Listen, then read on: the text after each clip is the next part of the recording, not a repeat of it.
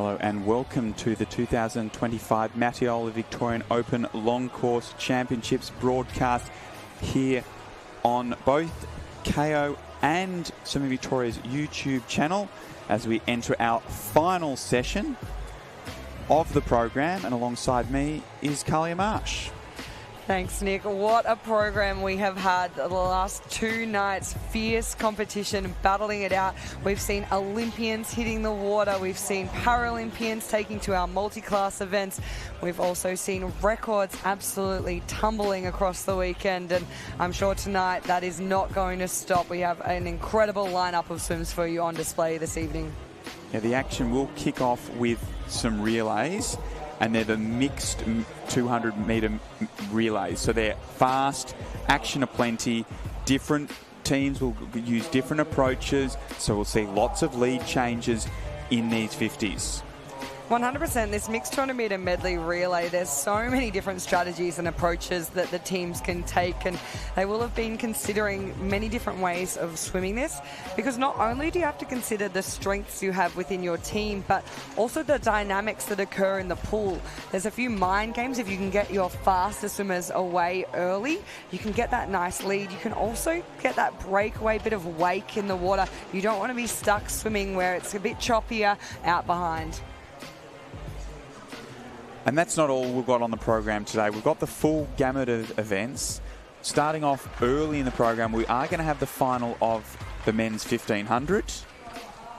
Yeah, now this is a big one on our program. It's the biggest pool race that we have, the 1500 metre freestyle. We saw a great competition within our timed final this morning, absolutely battling it out, and I'm really excited to see what the Victorian Tommy Lane can do up along Luke Higgs, one of our visiting athletes. We saw Luke Higgs do some great swims from some outside lanes as well, so we know he's on form and he'll be looking to chase down at Tommy in that one. And towards the end of the program, we've got the female version of that event. So we know Mackenzie Hunter from MLC as a standout distance performer, but she's not going to have it all her own way with challenges like Lucy Doyle right on her feet. Yeah, Mackenzie's really been leading the way for a lot of our young, talented distance swimmers. She's got that incredible open water background. She's had a fantastic season in the open water and really lifted her game in performance-wise. I always love watching Mackenzie's skills, and I think a lot of these juniors, they'll be really trying to follow suit and really challenge her this afternoon. Also got the 50 breaststroke for women's final, which is going to be another highlight. We saw Lily Koch break the 16-year-old Victorian age record with a quick 31.8 in the heats, so we'll be interested to see if she can go even faster tonight. Absolutely. At just 16 years of age, Lily Koch is certainly one to look out for. But she also has another 16-year-old competitor in the field with Isabel Ray from Albury down visiting us. So they are going to have a nice little challenge there. Lily did look so strong in the heats this morning. I'm super keen to see what she can do with that finals atmosphere and adrenaline as well. Another one of the highlights on the women's side of the equation is going to be that 200-metre individual medley with Isabella Boyd racing sparingly this meet as she's overcoming a couple of back issues, but she's going to be challenged by Alana Torrance in that 200-metre individual medley. Yeah, Isa Boyd, she's always a fierce competitor. She does so well across a range of these events, and so that 200 IM, it's her only race this evening. We're going to really see what she can do here in the finals atmosphere. I'm looking forward to a fast swim from her. Even though she has been dealing with that little bit of a back niggle, she had such a great strong swim in the heats, and that's a real positive moving forward for her. Realistically, what we do have up for you guys on the program tonight is a massive contention of hot racing, and it's going to be fierce competition as we lead into our first event this evening. Yeah, definitely. There's really non-stop action across the program, right from the 50-metre events through the 1500. It's a perfect way to round out our 2025 Mattioli Victorian Open Championships here at Melbourne Sports and Aquatic Centre. It's certainly going to be the icing on the cake of what has been a fantastic weekend as we see our officials, our technical officials being introduced, our starters and referees for the night. We couldn't have these events without them. They do such an incredible job. They are here for the long haul, these big days between heat sessions and finals. I'm sure they'll be looking forward to the conclusion of the meet. Yeah, always first to arrive and last to leave. So always thank them for their efforts that they put into swimming here in Victoria. So as we said earlier, it is our mixed 200-metre medley relay who are going to be kicking us off. We have 2-time finals in this event. So our fastest entered teams, our fastest seeded times, they're going to be swimming out of that second time final. It doesn't mean that we can discredit that first heat. Anything can happen in these relays. Lots of big improvements from all these swimmers are definitely going to be on the cards, and we'll look to see what times they can post, whether they can score their team a spot in that top 10 and try and get some points for their club.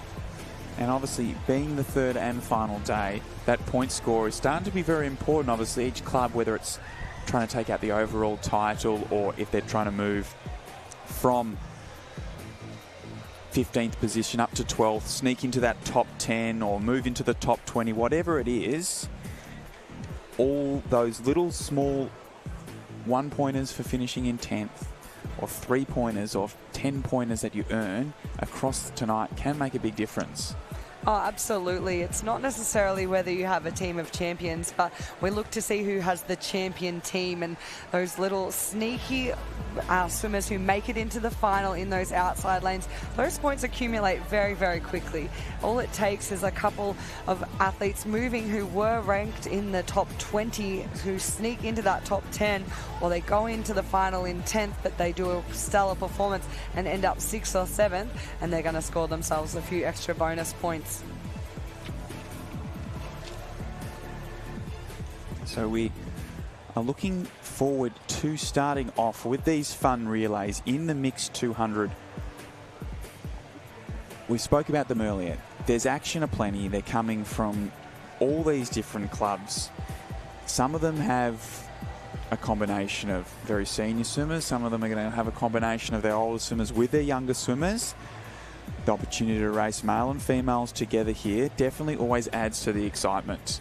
100%, we can often see that lead change every single lap, and it makes for a very, very exciting race. Plus, it's a relay, so we know that teams are going to be getting excited. We know the crowd's going to be getting involved.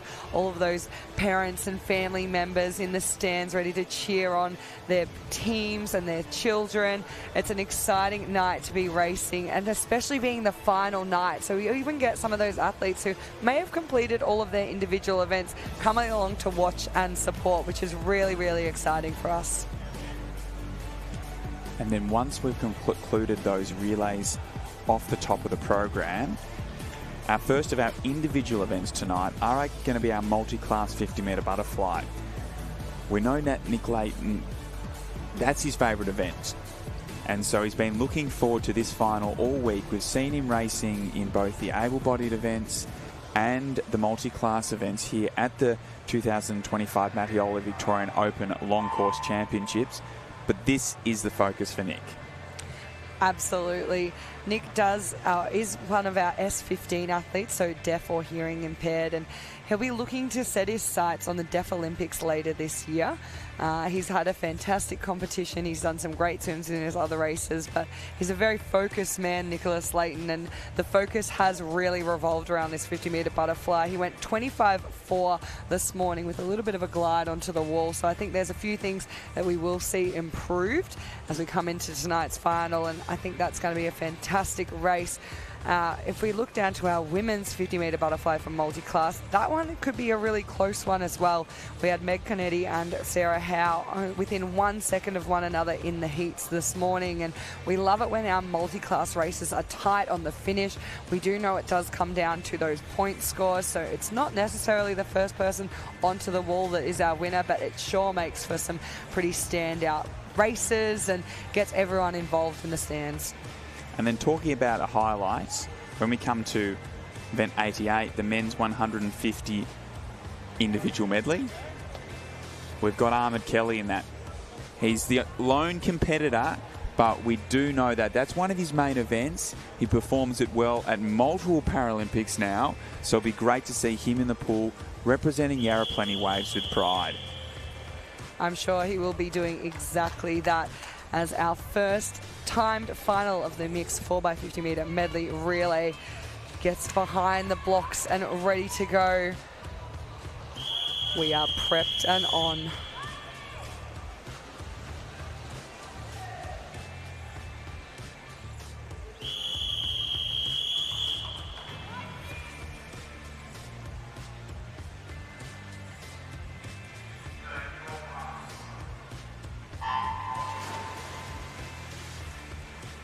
So underway here in our opening event of the night in the mixed 200 metre medley relay.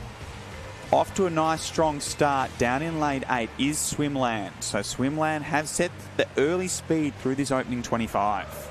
Yeah, they're opening with one of their male athletes. We are seeing next to them are a couple of females, so a bit of a mixture in the backstroke leg, so I'm excited to see what's to come. Melton, the team in lane 4, they've gone in with the fastest entry time, and we'll be looking to see if they can come through in the second half of this race. As we go into that changeover, it will be Western Aquatic over in lane 3, 29.84, gets their hands on the wall first, ahead of the team in lane 2, the Melton Swimming Club B team.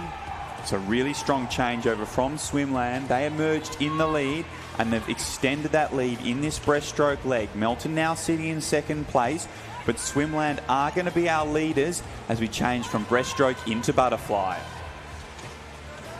Those changeovers are ever so important in these relays as Swimland maintains that lead off the underwater. It is the team from Melton in lane 2, still sitting in second with the Melton A team starting to make their way through the field down this butterfly leg. Also in with a chance here, CGGS team in lane 6. So it's a race of 4 teams as we come up to our final changeover. So Swimland are still holding on, but the moves are coming in the centre of the pool. And as we change from butterfly to freestyle, it is now CGGS Aquatic that has taken over the lead. Down the final 50 and Melton showing why they are in lane 4. They are storming home in our first time final of the evening. Looking very, very strong as we come down with just 10 metres left to swim. They have absolutely run away with this first time final. It will be the Melton team in lane 4, 157.66. Following them in was CGGS in a 201.28, just in front of Melton B, 201.46. What an exciting way to start off our evening.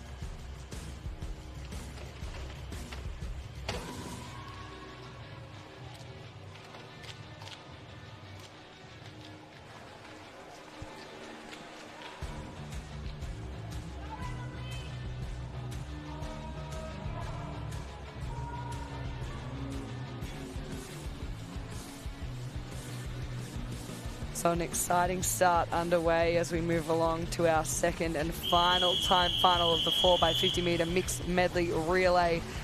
It's going to be a lot of hot action here. The team in lane 4 from Malaysia, we saw them take out the 4x200 relay last night. So we know they have that middle distance. How are they going to go on the speed?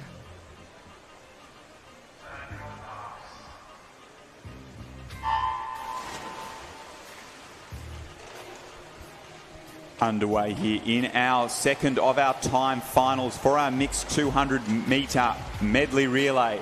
And in the centre of the pool, it is Malaysia and Nuttawading who are starting off nice and strongly. In this second 25 though, Nuttawading is starting to pull out to a slight lead with MLC also swimming strongly. And into that first changeover, it will be the team in lane 5 from Nunawading, 26.37, who leads us through just ahead of Surrey Park. Great finish onto the wall there, perfect for that changeover. And coming up along really well over on that far side of the pool, the team from Caulfield, they are really utilising this breaststroke leg to their advantage as they come down now with 10 metres left. So Caulfield have taken over the lead as we have our butterflies on the block, ready to change over from the breaststroke swimmers. So Caulfield lead ahead of Nunawading B team, with Nunawading A team in third. But Nunawading A team got a really good exchange there and have popped up in second place and have now moved back into the lead ahead of Caulfield. Yeah, a fantastic changeover from the Nunawading A team.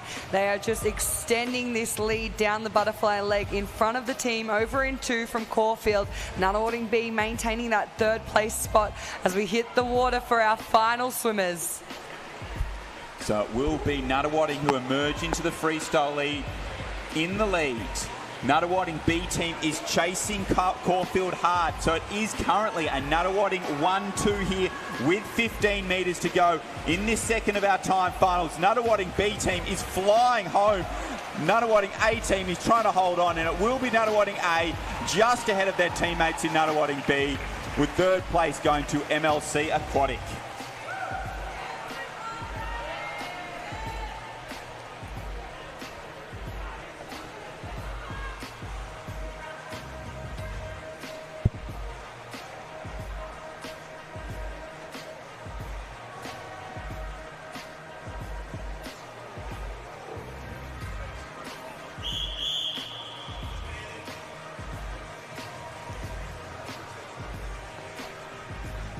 And it's a Nunawading 1-2 in the mixed 4x50 metre medley relay, just ahead of MLC Aquatic.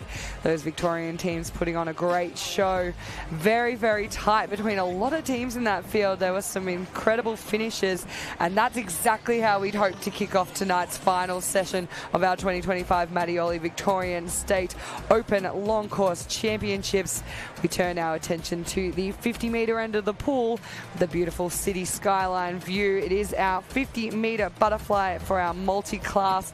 Keep an eye on lane 4. That is where there's going to be a lot of action coming very, very quickly. Nicholas Layton looking to go under that 25-second barrier. Alrighty, we move on to event 76 now, the men's 50 metre butterfly multi-class final. In lane 0 from Wodonga, David Bale. In lane 1 from Western Aquatic, Joshua Briggs. In lane 2 from Terrelgan, Lockie Bellion. In lane 3 from Grace, Thomas Voigt. In lane 4 from Caulfield Aquatics, Nicholas Layton. In lane 5 from Melbourne Swimming Club, James Logan.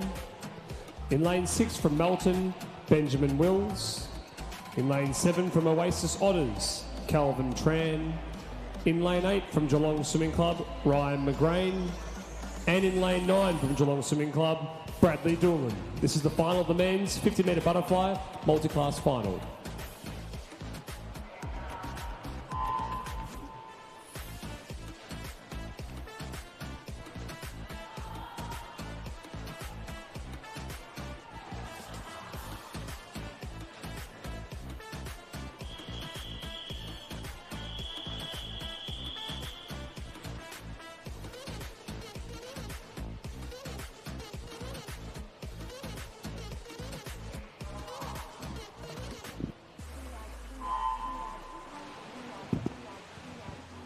Underway here in the final of the men's 50 metre butterfly multi-class, and it is Nick Layton off to a great start there.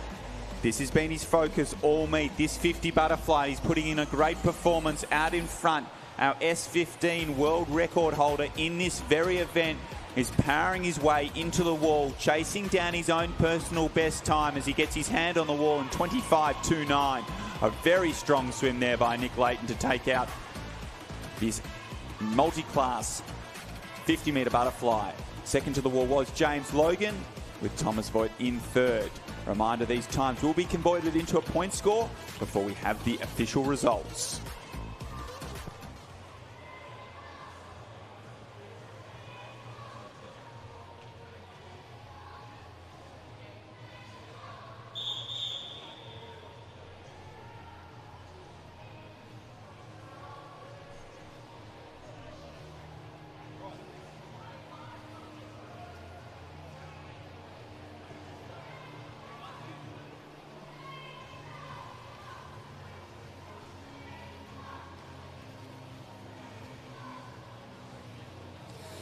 Event 77, the women's 50-metre butterfly multi-class final. In lane 1 from Warragul, Tyra Jensen. In lane 2 from Warrnambool, Lisa Bale. In lane 3 from Ivanhoe, Grace Ryder. In lane 4 from Geelong Swimming Club, Meg Conheedy. In lane 5 from Ballarat Gold, Sarah Howe. In lane 6 from Western Aquatic, Alison Feely. In lane 7 from Nuttawading, Abigail Gabellini. And in lane 8 from the Flyers, Kira Warwick. This is the final of the women's 50-metre butterfly multi-class.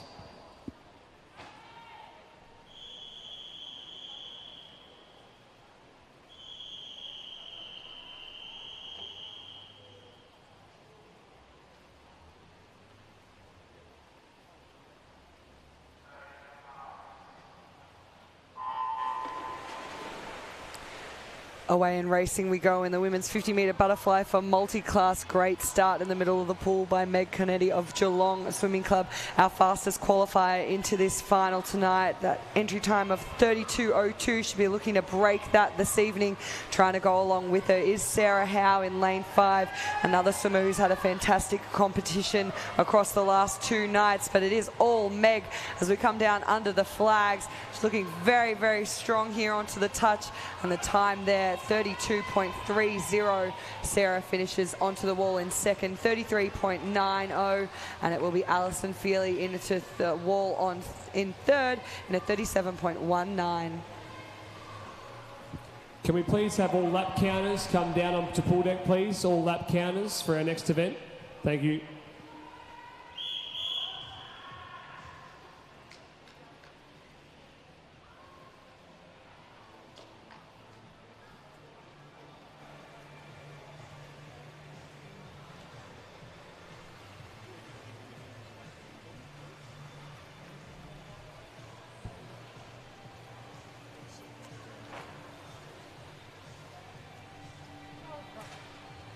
So our next event on the program is one of the ones that we are really looking forward to this evening. It's the men's 1500 metre freestyle, and we've got a lot of talent on display. I think I may have said that multiple times across the weekend, because we really do. A lot of our younger athletes, if we compare them to the ages that we're seeing compete over at the Olympics and world-class level events, we're seeing that team age go up to that 24, 25 years old. And a lot of the boys in this race are only about 19 or 20, so they'll be looking to increase and improve on their experience, and we're excited to watch what occurs in this 1500 tonight.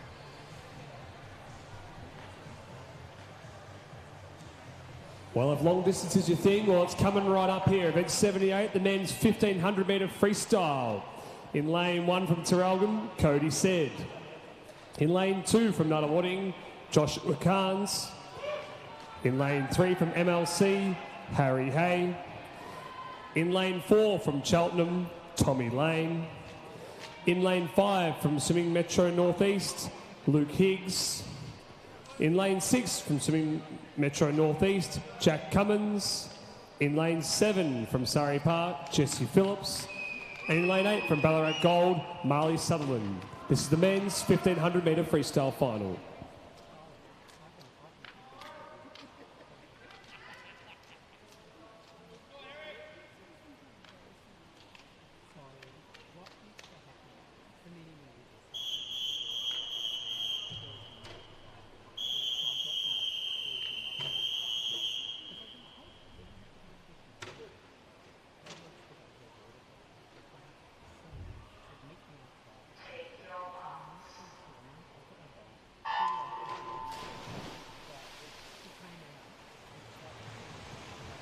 Underway here in the final of event 78, the men's 1500 metre freestyle, one of the blue ribbon events on the program. In the centre of the pool, it is Tommy Lane who leads us through this opening 25 as our swimmers begin to settle into their rhythm with 29 laps remaining.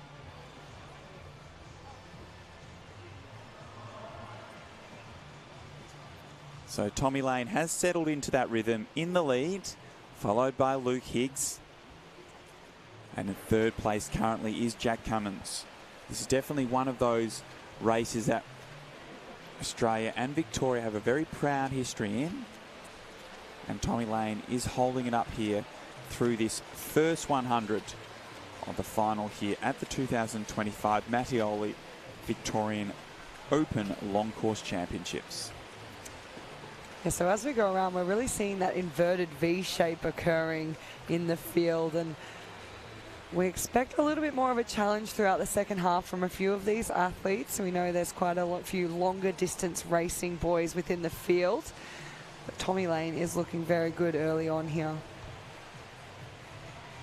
He's looking relaxed, he's looking smooth, he's looking comfortable as he sort of sets his rhythm in for the remaining 1,350 metres.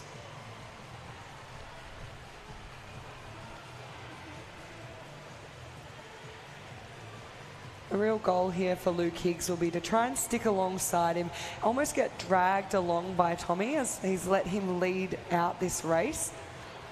Yeah, so Tommy has a PB that has an average 100 of about 2 seconds per 100 faster than Luke.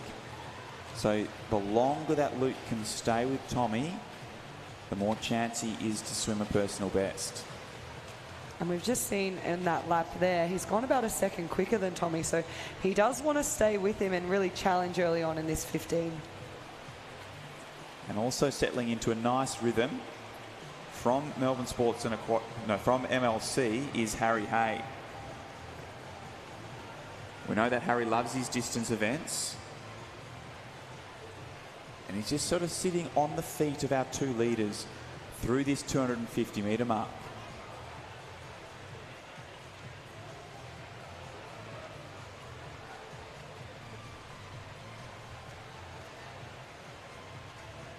So down this lap, Tommy breathing towards Luke Higgs, just trying to pull away a little bit, get himself a comfortable lead.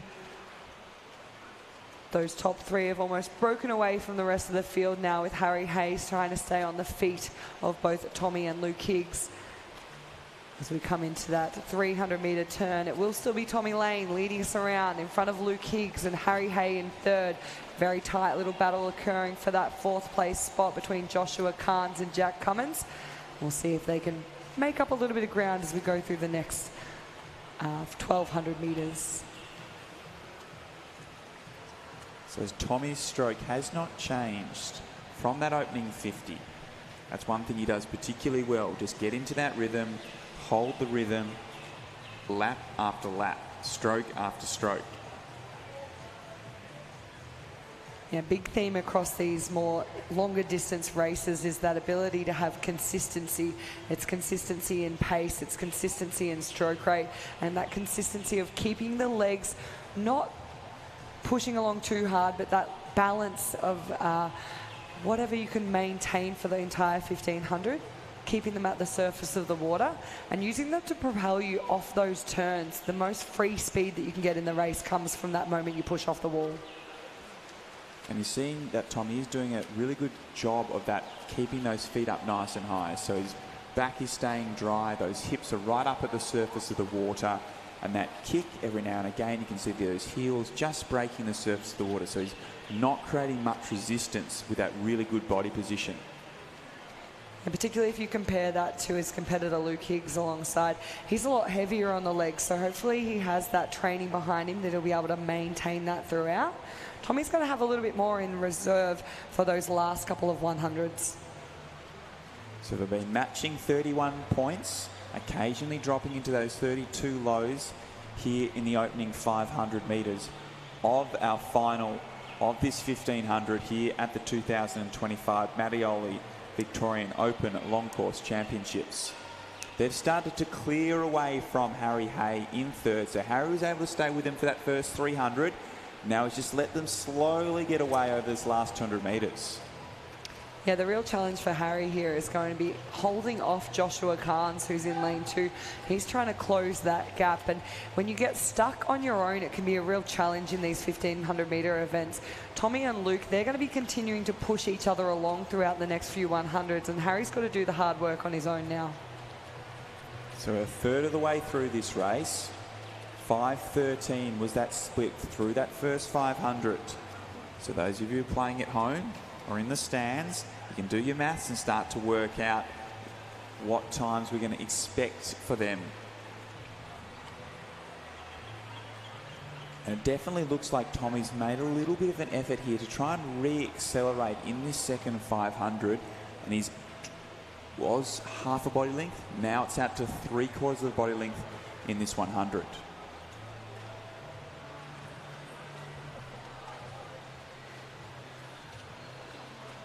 Certainly throughout the center of each lap, Tommy's starting to pull away, but Luke is actually building his pace and his rate every time he comes down under the flags into the turn. He's trying to make the most of getting that speed onto the wall. A lot of the time, coaches will talk about it like a tennis ball effect. The harder you hit the wall, the faster you bounce back, and he's really trying to utilize that skill. So he's staying attached to those knees of Tommy Lane beside him as they make their way through that 650-metre turn. 31.4 from Tommy Lane, 31.7 from Luke.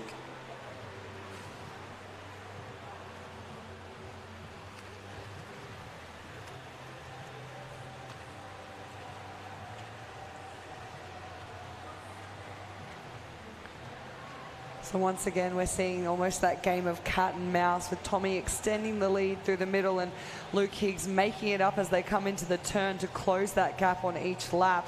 We still have Harry Hay in lane 3, sitting in that bronze medal position.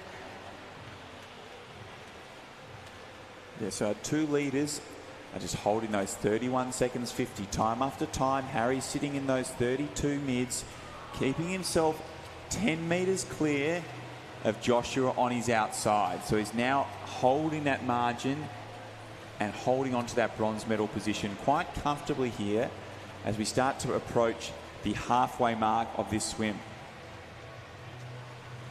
750 metres in, and Tommy Lane is still our leader in front of Luke Higgs, with Harry Hay in third.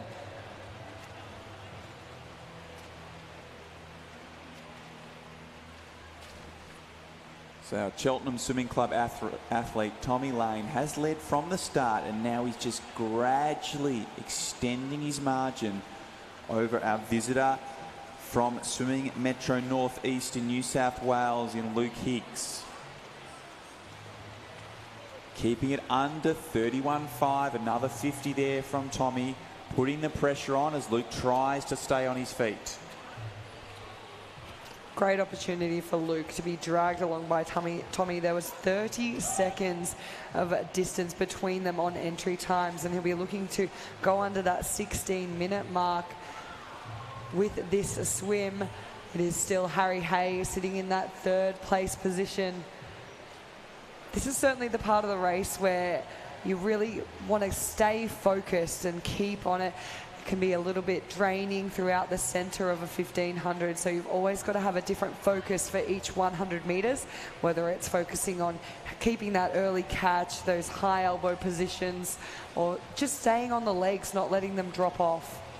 Yeah, and if Luke is to stay focused and achieve a personal best time, so that's 16 minutes, 16:01 of his personal best. 16 minutes is a 104 per 100, so 32.0 for each 50. He's being able to maintain a speed faster than that so far. We're well and truly over halfway into this race, so he is on track for a good time here as he keeps working on making sure he can keep Tommy Lane in sight. So they are still our leaders, with Harry Hay really starting to pull away from Joshua Carnes into that third position. He's really extended that lead earlier on. It was about 7 meters. It's gone out over 10 meters now.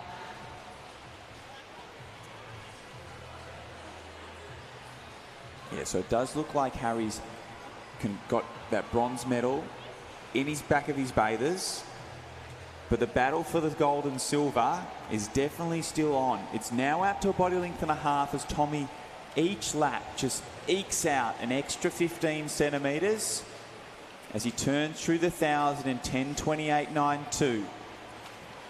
But Luke Higgs was just a little bit faster on that lap, gained back 0.1 of a second with 500 left to swim. This is where we're going to start to see the race really amp up. These boys are going to be trying to chip away at each split now as they come ever so closer to that 1500 mark.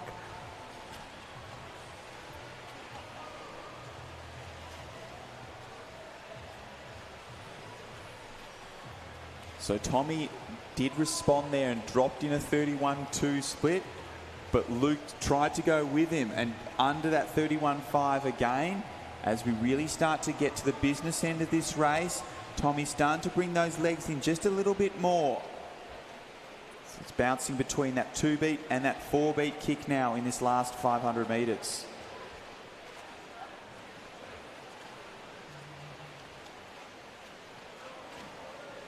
So 400 metres left to swim, and your leader is still our swimmer in lane 4, Tommy Lane. He's done an incredible job so far trying to hold off our visitor in Luke Higgs in lane 5, looking to secure himself a nice personal best tonight. Harry Hayes still sitting in that bronze medal position. He turns in 11:49.68, with Joshua Carnes doing everything he can to try and make up that gap and get himself on the podium. So it does look like over the last 150 metres, Tommy Lane has to be able to break away from Luke Higgs. Luke was doing such a good job on maintaining on those feet, but now it's almost out to a 3-body length lead for our swimmer from Cheltenham. This is where that distance training, that endurance background's really going to start to shine as we watch Tommy now just pulling away on each lap as he comes into turn.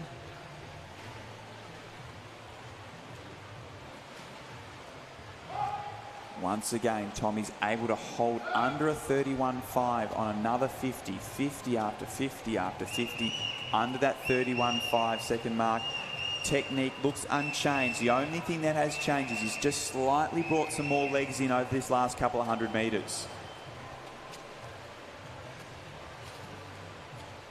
Luke Higgs has been doing a fantastic job just to try and stay with Tommy. His legs have been going a little bit stronger throughout the race, but they've maintained all the way through here. Yeah, and big credit to Harry Hayes. Been doing it out on his own for a while and just maintaining that pace there. You can see him really sticking with that higher stroke rate throughout this 1500.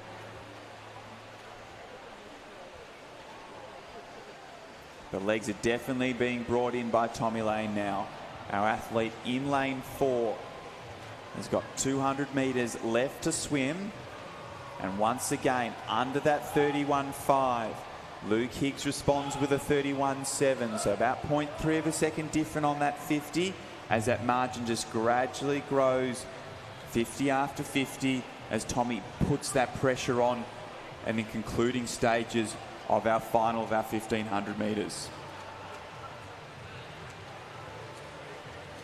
Absolutely. He started to pull away with that 500 metres left to swim, and we thought he was going to carry on that, but Luke Higgs really did respond well. He said, no, thank you. I'm going to stay within that reach, within that eyesight, and be dragged along a little bit further as we come down now. The boys, about 125 metres left of the longest event on our pool program, the 1500 metre freestyle here at the 2025 Mattioli Victorian Open Long Course Championships. And what a great swim this has been. He's going to be a hard man to catch with 100 metres left to swim. So he does get the bell with that 100 left to swim, and he's definitely brought the legs in off that last turn. He's increased his stroke rate as he's surging towards a Victorian Open title. Luke Higgs has absolutely lifted in this final 100 as well. He's increased that stroke rate. He's got that beautiful lope stroke going on, trying to close the gap on Tommy Lane within this 100. It's a big ask, but he is making a bit of a move. Yeah, Luke is definitely not leaving anything in the tank. A really strong 50 there, gained back a couple of tenths of a second, and he's brought in an 8-beat kick on this last 50 to try and chase down Tommy Lane. But Tommy Lane's up the pace as well. He's got 25 metres left to swim. He's in control of this race.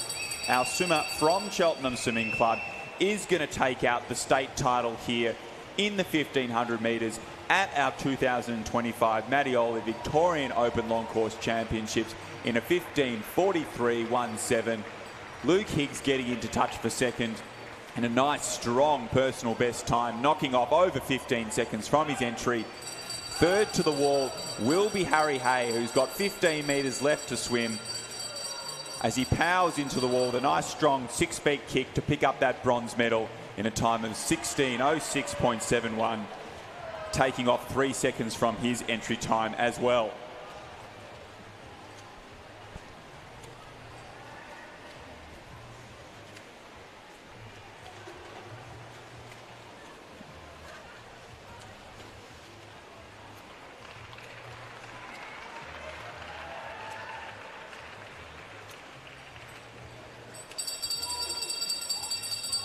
As our final athlete in the field gets his bell to signify that last 100, we watch Cody Sett over in lane 1 making his way down to the finish line, just 15 years of age from the Traralgon Swimming Club.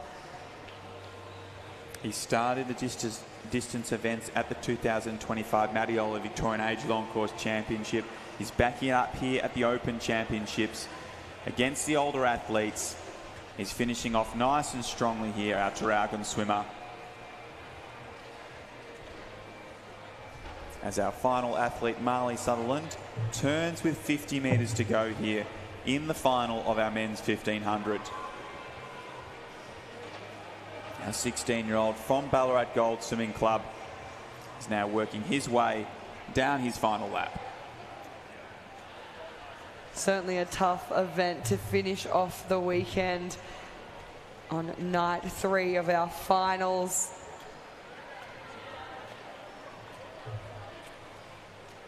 But a strong swim nonetheless from Marley as he comes down under the flags to finish off tonight's event. The time there, 17:50.74.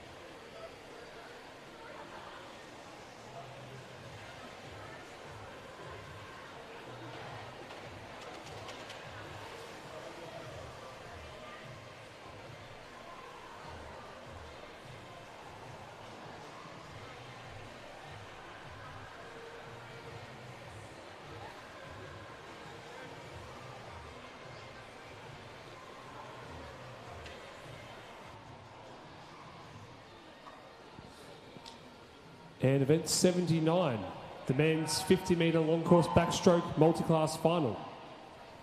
In lane 0 from Geelong Swimming Club, Bradley Doolan. In lane 1 from Traralgon, Lockie Ballion. In lane 2 from Yarra Plenty Waves, Cooper Harrington.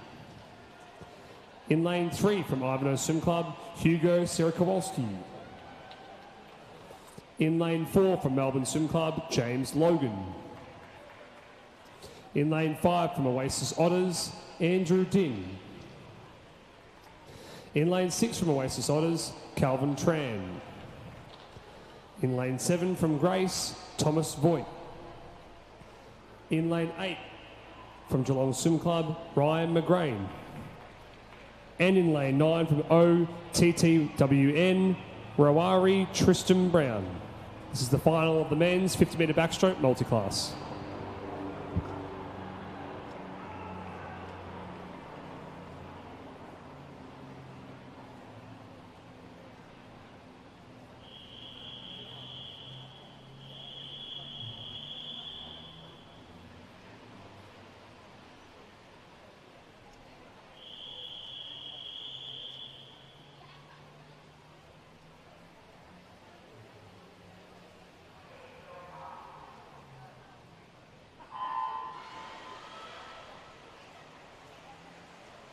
Underway here in the final of the men's 50-metre backstroke multi-class championship of Victoria, and it is in the centre of the pool. James Logan off to a really strong start. So James is one of our S15 category swimmers. And he's putting together a really strong swim. Also swimming well in lane 6 is Kelvin Tran. It will be James who takes the touch first here in our 50 backstroke as he comes into touch ahead of Kelvin, with Andrew Ding touching the wall in third. A reminder, these times will be converted into a point score before we have our official results in our multi-class events.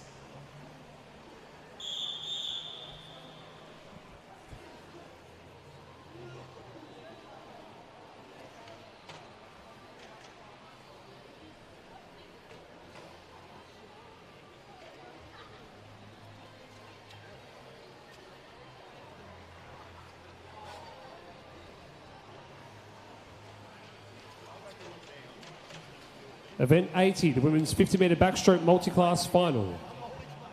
In lane 0 from Essendon, Molly Griffin. In lane 1 from Warragul Swim Club, Tyra Jensen. In lane 2 from Warrnambool Swim Club, Lisa Bale. In lane 3 from Geelong, Evie Lee. In lane 4 from Ballarat Gold, Sarah Howe. In lane 5 from Nunawading, Abigail Garbellini. In lane 6 from Helensvale, Caitlin Hayes. In lane 7 from Warragul Swim Club, Ceres Nicholson. In lane 8 from Ivanhoe Swim Club, Madeline Fox. And in lane 9 from Playford Aquatic, Esther Overton. This is the final of the women's 50-metre backstroke multiclass.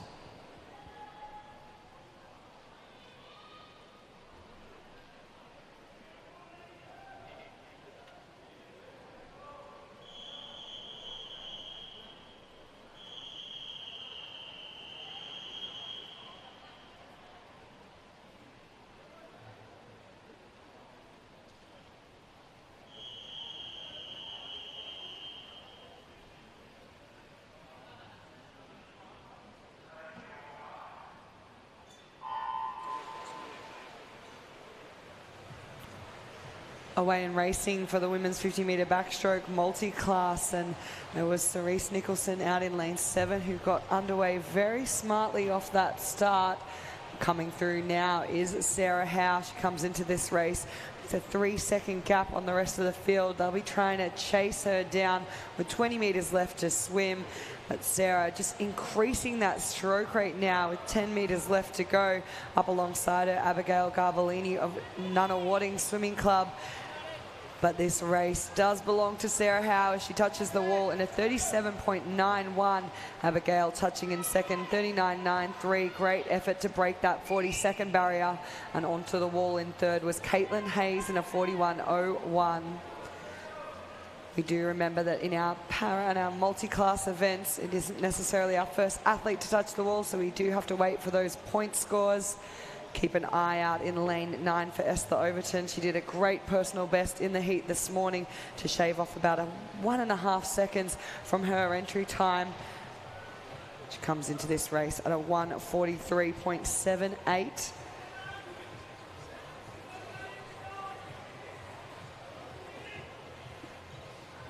So we hear some great support from the crowd. Just 10 metres left for Esther here.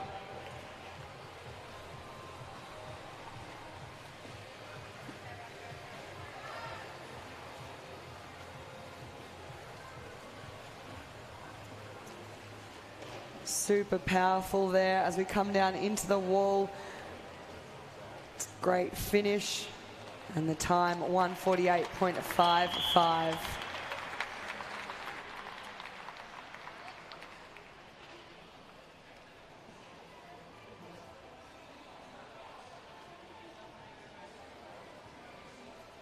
Move on now to event 81, the women's 200-metre butterfly final. In lane 0 from Melton, Layla Mahfouz. In lane 1 from DVE, Rihanna Chen. In lane 2 from Norwood, Arabella Barr. In lane 3 from TSS, Taryn Roberts. In lane 4 from Melbourne Vic Centre, Tara Kinder. In lane 5 from MLC, Isabella Osborne. In lane 6 from Caulfield, Mia Yo. In lane 7 from Camberwell Grammar Aquatic, Isabella King. In lane 8 from Surrey Park, Judy Hussein Aman. And in lane 9 from Cheltenham, Michaela Larkin. This is the finalist for the women's 200 metre butterfly.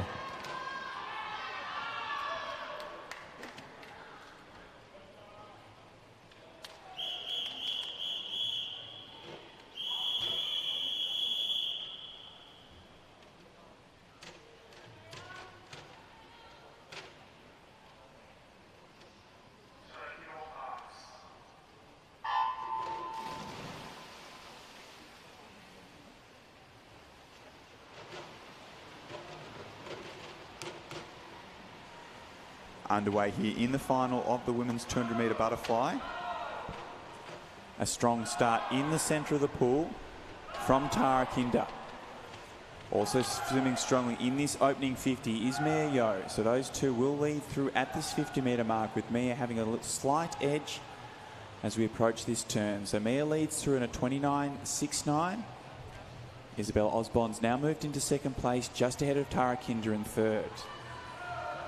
So we know that Mia has good early speed in this 200 fly.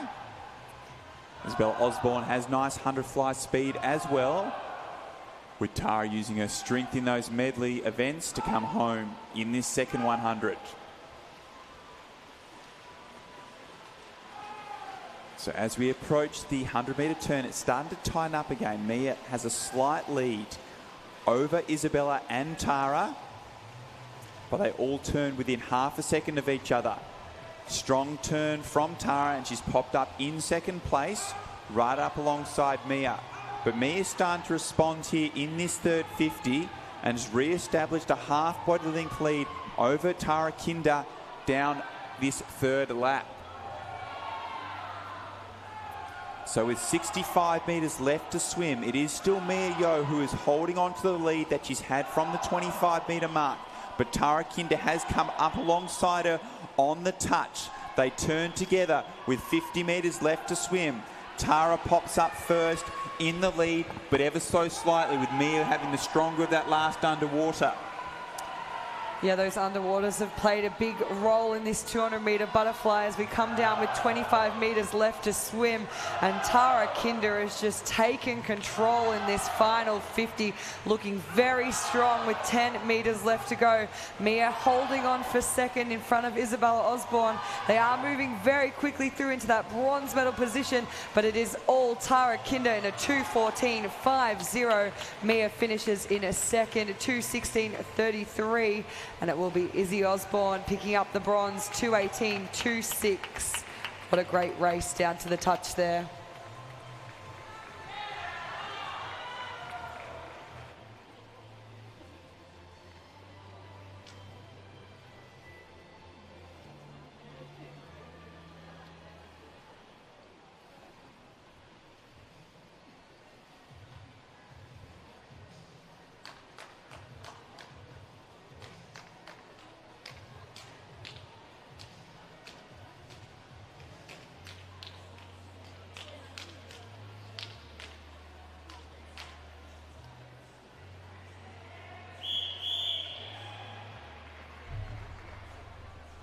And taking our attention out of the board to acknowledge some medalists. That was quick.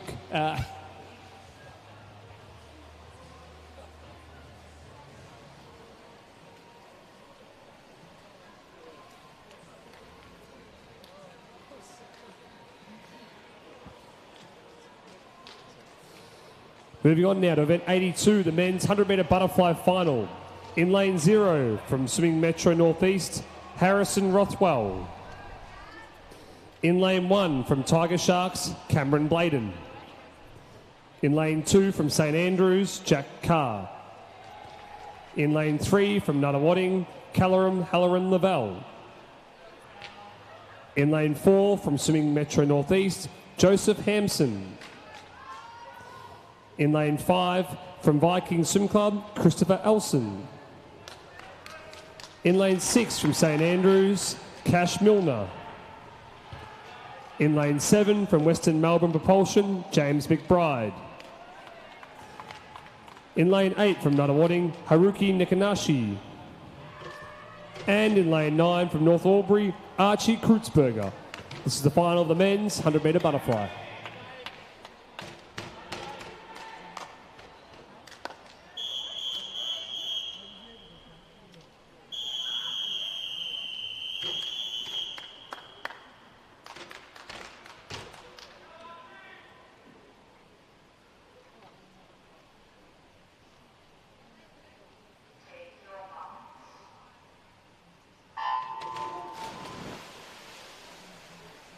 Underway here in our state final of our 100-metre butterfly. Upstroking in the lead is Callum Halloran-Lavelle in lane 3. So he leads through that first 25, just ahead of Joseph Hansen in lane 4. But it's a nice even line across the field with Jack Carr in lane 2, now looking to lead as we head towards this 50-metre turn. It was a great second 25 from Jack Carr over in lane 2 to take out that lead at the halfway point, 24.83 in front of Christopher Elson. And it's all about this second 50 in the 100-metre butterfly. Jack Carr is still looking very strong. Coming up alongside is Callum Halloran-Lavelle and Joseph Hampson. They're trying to mow down Jack with 10 metres left to swim, but it is still Jack Carr as we come down under the flags, timing that finish onto the wall. Jack Carr, 54.23. Joseph Hampson finishes in second, 54.40, and Christopher Elson in third, 54.55. Very, very close on that finish.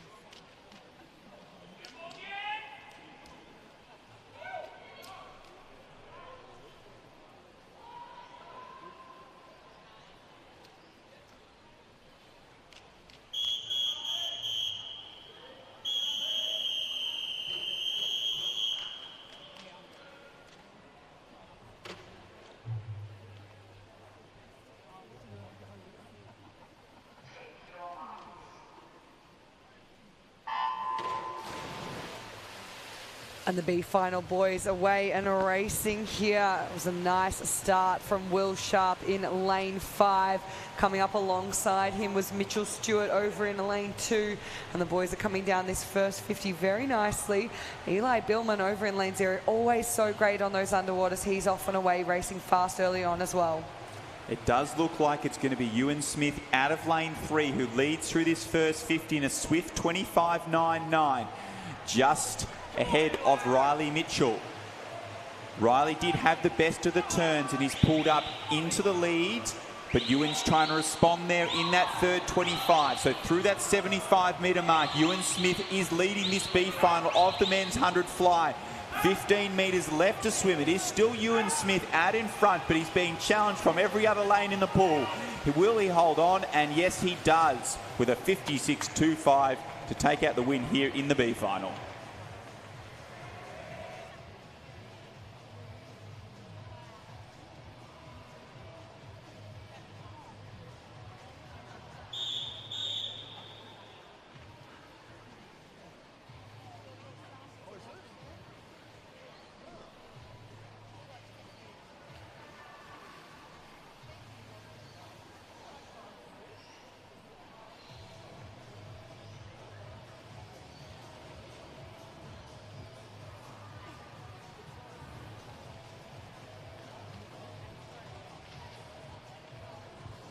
Event 83, the women's 50-metre breaststroke final. In lane 0 from Malaysia, Rujin Tan. In lane 1 from Yarra Plenty Waves, Stephanie O'Donnell. In lane 2 from MLC, Alana Torrance.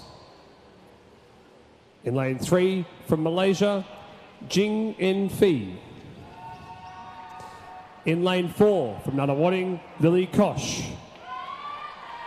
In lane 5 from Albury, Isabel Ray.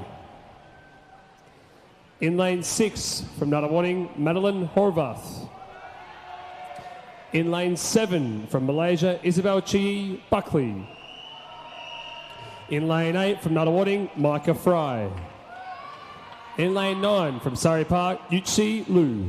This is the final of the women's 50-metre breaststroke.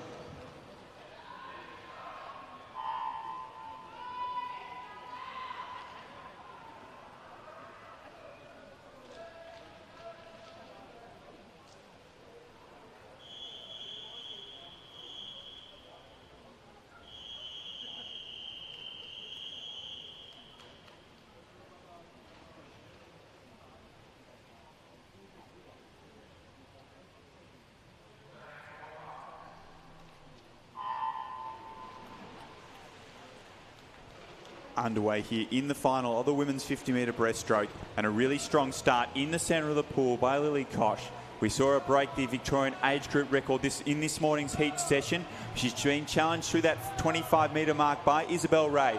Those two are slightly ahead of the rest of the field with 15 metres left to swim. Isabel has now moved just ahead of Lily with 10 metres left to swim. Lily's starting to respond, so they're going to go underneath the flag as the touch is going to be all important here.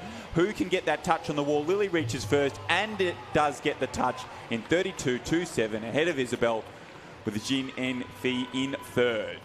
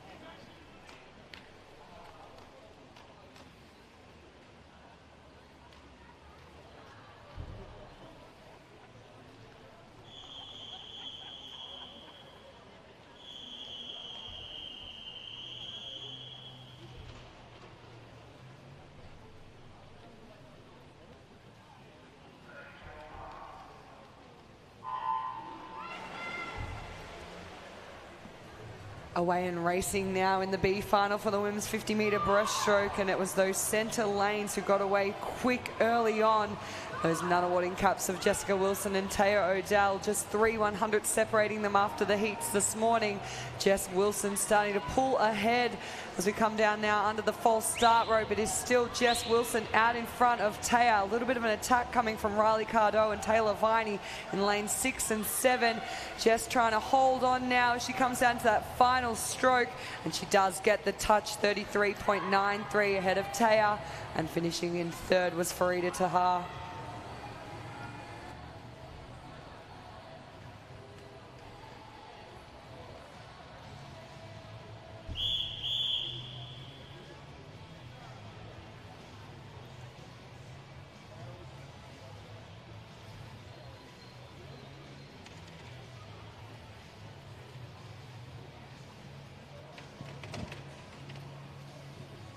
Event 84, the men's 200-metre breaststroke final.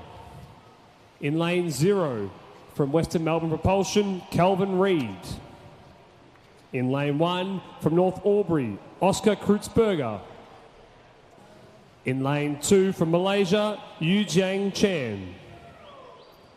In lane 3, from Nunawading, Lachlan Chan. In lane 4, from UWA, Joshua Yong. In lane 5 from Germany, Lucas Madzarath. In lane 6 from Nunawading, Jack Gurry. In lane 7 from Melbourne Swim Club, Felix Dressel de Bruin. In lane 8 from Caulfield, Jacob Nemo. And in lane 9 from Rackley, Faracha Murphy Bartlett. This is the final of the men's 200-metre breaststroke.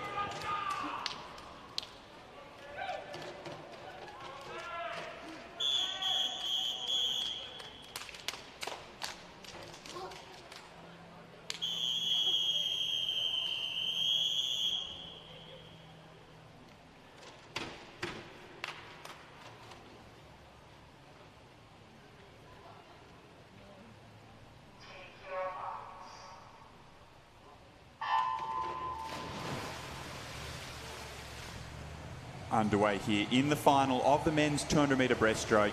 And it is a battle in the centre of the pool between two of our Olympians, with Joshua Yong getting off to the strongest starts, taking on his German fellow Olympian in Lucas. 200-metre breaststroke, a few different strategies coming into this race, and one being showcased out in lane 0 by Calvin Reid. He's got great speed on his side, so he's taking this lap out very quickly, trying to go up along with Joshua Yong and Lucas Matzerath, but it will be the two boys in the middle who turn in first in a 30.32 and a 31.33. Yeah, really nice, strong, controlled opening 50 from Joshua Yong. He looked really smooth and controlled this morning. He's continuing that. He's getting great distance out of each stroke, really driving forward, staying long, staying relaxed as he's pulling away from the rest of the field here in his favourite 200-metre breaststroke. Yeah, you can really see that great undulation in this breaststroke leg for Joshua Yong. As he turns at that halfway point, the speed there, 103.94, and it looks so comfortable going around behind him with Lucas in a time of 106.30. And shifting his way up into third was Yu Zhang Cham over in lane 2. But that battle for the bronze is well and truly on, with a few of these athletes starting to tighten up in the field. Our Paris Olympic finalist is in control of this 200 breaststroke. Josh has remained in front from the start here, looking relaxed, looking smooth as he makes his way to the 150-metre turn. 34.0 on that third 50.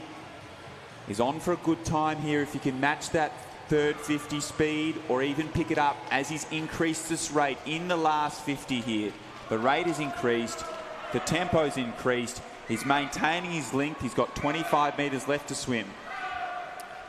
Yeah, and it's a fantastic swim from Joshua Yong. Keep an eye on Lockie Chan. He had a great third 50 there to push his way up into that bronze medal contention. He's up alongside Felix Dressel-De Bruyn, and they are battling it out for the minor medals, but it is all Joshua Yong onto the touch. 2:13.16 ahead of Lucas Matzerath in a 2:15.84, and Lockie Chan holds on for the third, 2:21.32.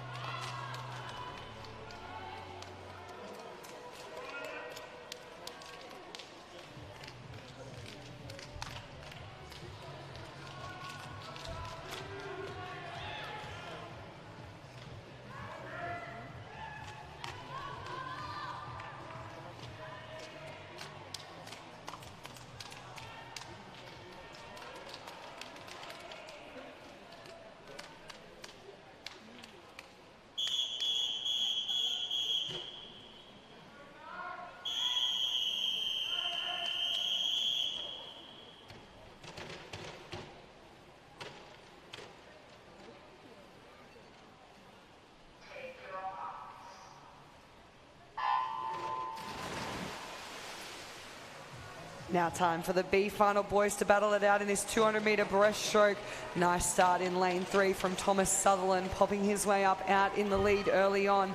Going with him is Ryland Wheeler over in lane 1. We're seeing some fast starts from these outside lanes. Yeah, and a nice aggressive opening 50 from our Caulfield Aquatics athlete in Thomas Sutherland. And he is going to lead through this opening 50s. Relax the tempo in this second 25s as he turns through in a 32.0 ahead of Hamish Evans with Braden Wilson in third.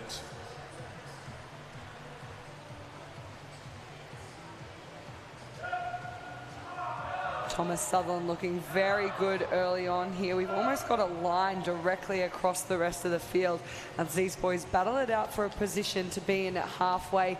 Remember that third 50, the premiership quarter coming up. That's the one that's really going to count in this 200-metre breaststroke, as it is still our leader in Thomas Sutherland in lane 3.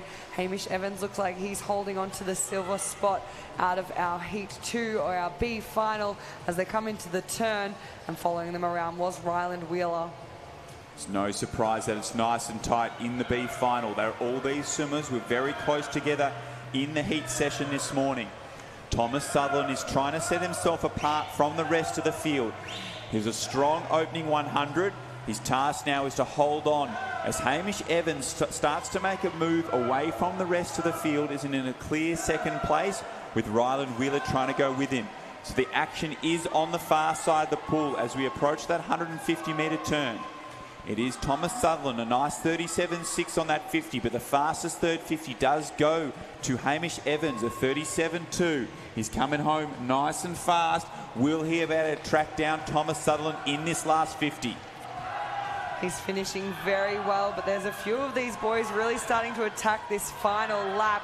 They're all making up a lot of ground on Thomas Sutherland. He has led from the start to the end. He's doing everything he can to hold on and hold off the attack from Hamish Evans in lane 2. Just 5 metres left to swim. I don't think it's going to be enough to take the win here. It will be Thomas Sutherland, 225.29. Ryland Wheeler sneaks in front of Hamish Evans on that touch by 1/100th of a second in a 226.03 and Hamish 226.04.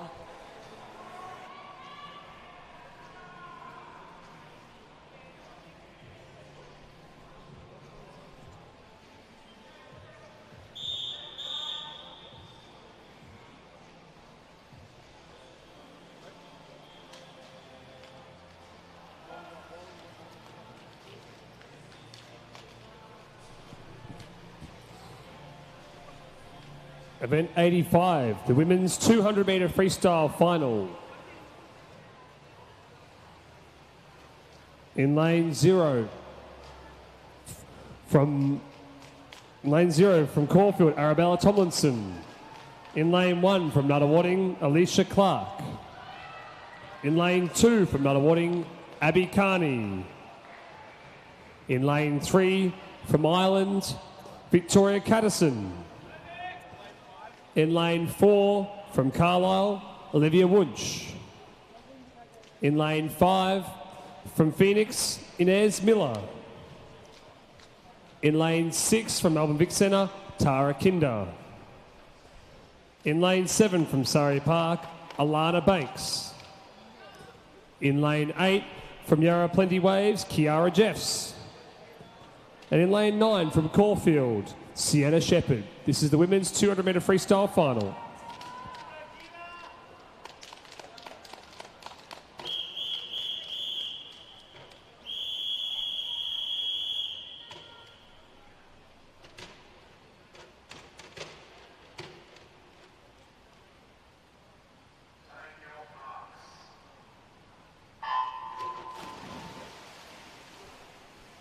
Underway here in the final of the women's 200-metre freestyle.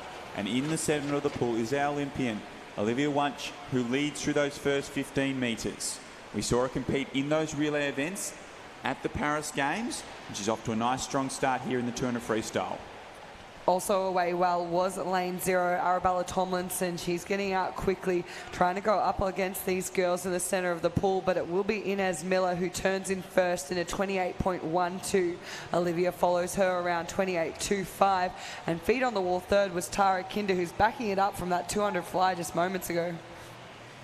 She's got into her rhythm now, Tara, after that first 50, so she's definitely in contention for the medals here. But it is Inez Miller who's pulled away in this second 50, keeping that stroke rate nice and high. And she's going to turn first at the 100, almost about a length clear of the field in a 58.27. Olivia in second, Tara into third. Those three swimmers under that minute mark as we head into this third 50. She set herself up nicely out of lane 5, but there's a lot of action coming from Olivia Wunsch in lane 4. She's really lifted her game in this third 50, and she's making up a lot of ground to pull up alongside Inez as we come into the 150-metre turn here. Just one lap left to go, and these girls are almost stroke for stroke, and there's nothing separating them on that turn. Yeah, really strong third 50 of a 30.0 from Olivia as she's come out in the lead with 35 metres left to swim. She's bringing in those legs. Ines is responding, and Tara is starting to fly home as well. But it is Olivia who's slowly extending her lead over Ines with 15 metres left to swim. Tara's fighting hard for that silver medal, but it will be Olivia Wunsch who's going to take out the title in a 1:58.97. Ines holds on for second with Tara Kinder in third, with all three swimmers under that 2-minute mark.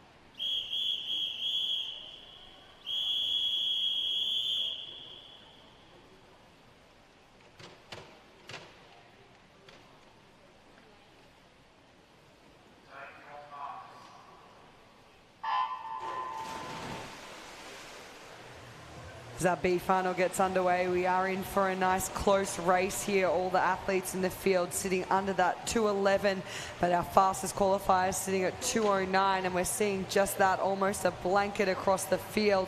Sophie Jacka going out slightly faster than the other girls early on, but they're already starting to make a little bit of a move in lane 2. Dakota Mathers from Nunawading as we come into that first 50-metre turn. So it will be Sophie Jacka who leads through at that 50-metre mark. Just really strong opening 50 from Sophie. She's pulled clear of the rest of the field. Everyone is still staying within a body length. With Dakota Mathers now making a little bit of a move, and out in lane 0, Hannah moving into 3rd place. So those first 3 have cleared out from the rest of the field as we move through this 100-metre turn. So our early leader, Sophie Jacka, still does turn first at the 100. Using a really strong kick, she's maintaining a lead into this third 50 with the Dakota Mathers going with her.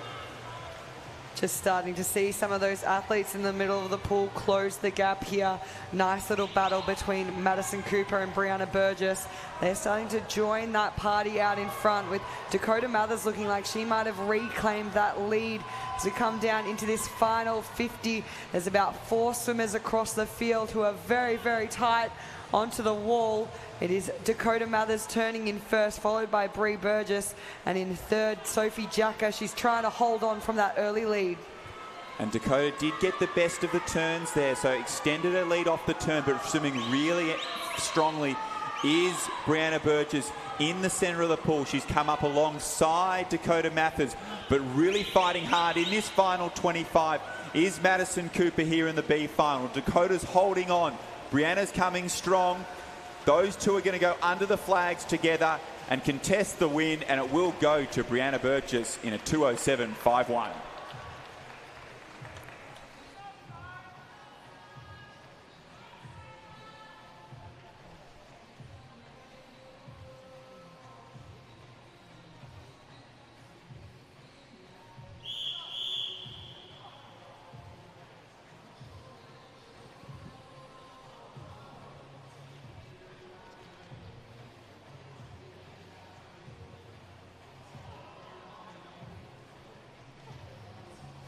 Event 86, the men's 200 IM multiclass. In lane 0 from Dannevirke, Jonty Howland. In lane 1 from Geelong Swim Club, Bradley Doolan. In lane 2 from Oasis Otters, Andrew Ding. In lane 3 from Oasis Otters, Calvin Tran. In lane 4 from Geelong Swim Club, Riley Blitz. In lane 5 from Melton, Benjamin Wills. In lane 6 from Terrelgan, Lockie Bellion. In lane 7 from Yarra Plenty Waves, Cooper Harrington. And in lane 8 from OTTWN, Rawari Tristan Brown. This is the final of the men's 200 individual medley multiclass.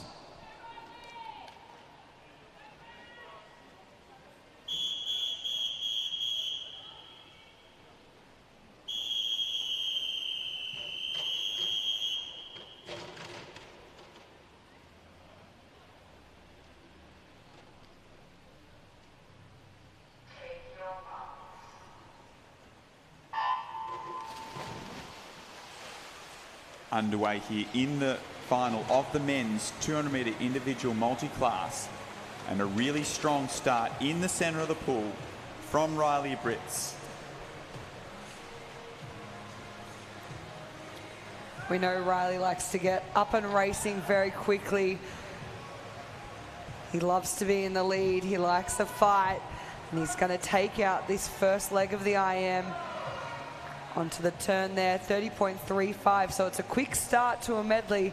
We're trying to hold on through the next 350s. We'll see what these other boys can do in response. Got a lot of great backstroke and breaststroke swimmers within this field. These are the laps that really make a difference. So Riley does lead through halfway of our backstroke leg. Kelvin Tran is looking really strong in this backstroke leg, as well as he's trying to maintain that body length and a half gap that he has behind Riley. A nice tight battle is developing for third between Benjamin Willis and Andrew Ding. But at the halfway marker will be Riley Blitz, who split under 40 seconds in that backstroke leg, who leads through ahead of Kelvin Tran and Andrew Ding.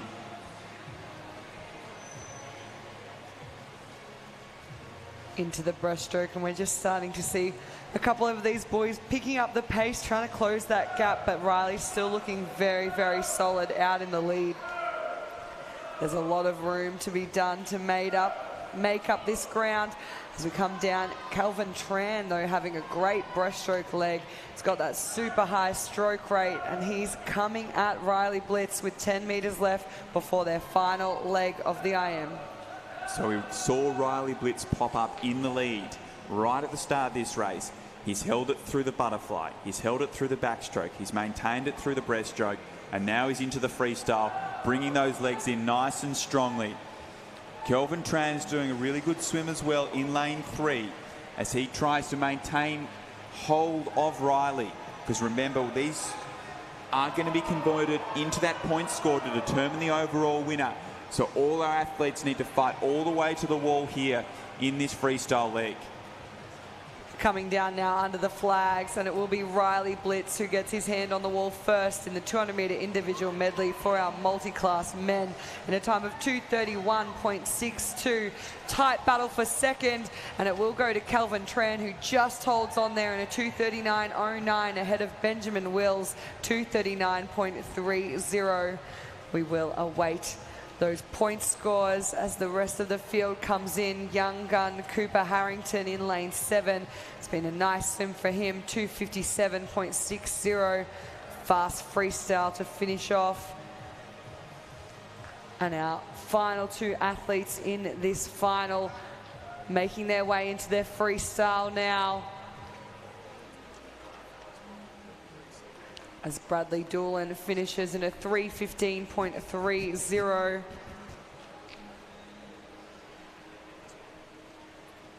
So Jonty is making his way down this final lap out in lane 0, as well as Ravi in lane 8.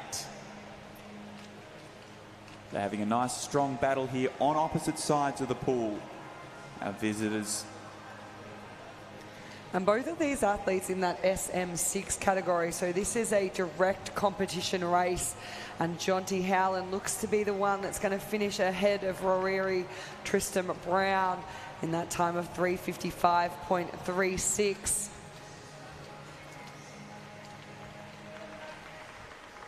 As we close out our field of the 200-meter individual medley for multi-class.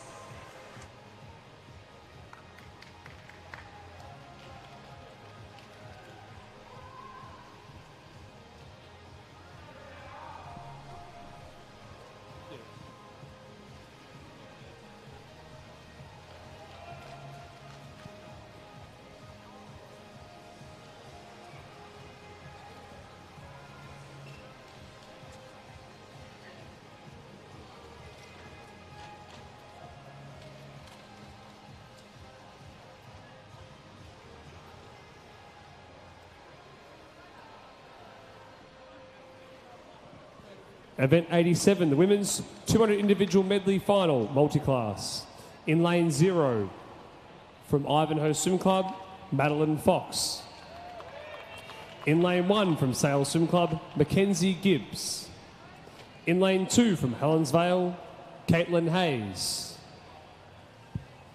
In lane 4, from Geelong Swim Club, Meg Conedy. In lane 5, from Ballarat Gold, Sarah Howe. In lane 6 from Warrnambool, Lisa Bale. In lane 7 from Warragul, Ceres Nicholson. And in lane 8 from the Flyers, Kira Warwick. This is the final of the women's 200 individual medley multi-class final.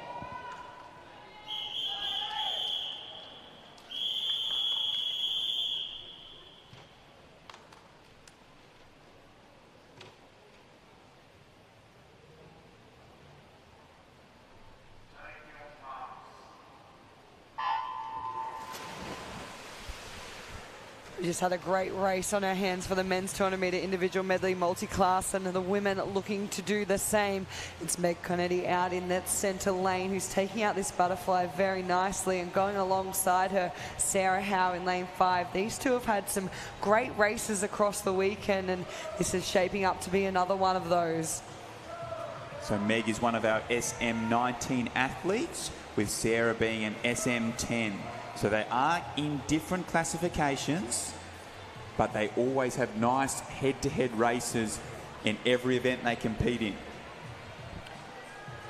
So they're going to lead us through after the butterfly. Meg slightly in front of Sarah. So we come into this backstroke.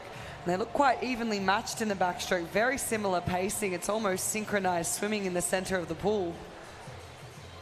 So Meg will be able to have a bit of a look and see Sarah out of the corner of her eye, and Sarah's slowly making up an inch after inch after inch, and she's now taken over the lead with 10 metres left to go here in our backstroke leg.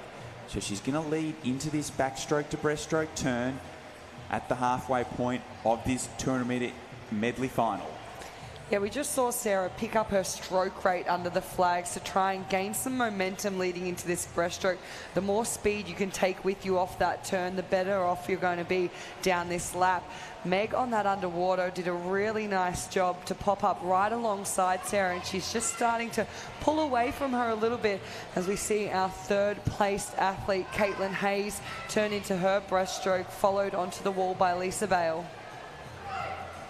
So in that first 25, Meg had pulled right up alongside and into the lead over Sarah, but Sarah has responded in this second 25 of breaststroke. It is a head-to-head battle of the ages here in this 200 metre individual final. Yeah, this is an incredible race. They've almost been stroke for stroke for a whole 150 metres. As we come into the final turn now, it will be Meg just narrowly ahead, turning in a 2:12.08, Sarah 2:12.52, and this race down the final 50 is on. So Meg did use that turn to her advantage to establish that body length lead, but we know Sarah's going to fight all the way to the wall and is starting to make inroads in this second 25. So Meg Conetti is leading Sarah Howe, but with 15 metres to go, it is still anyone's race to the wall here. Sarah's catching up every single stroke. Meg's holding on. Sarah's coming hard underneath the flags. They go into touch together, and it is Meg who gets the touch there to take out first to the wall honours in this individual medley, just ahead of Sarah Howe. And big congratulations from both athletes to each other at the end of that 200 metre individual medley.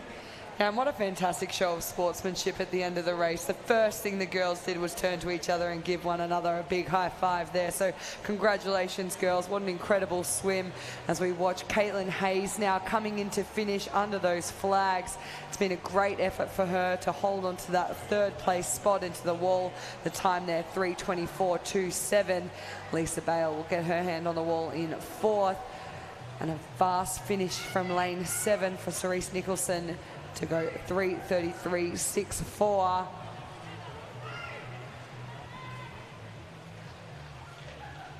So Mackenzie Gibbs was next to the wall to finish there in a 3:41.69. Mackenzie, our youngest athlete in tonight's final, just 12 years of age from the Sales Swimming Club. She's got a big future ahead of her, Mackenzie. We look forward to watching that progress.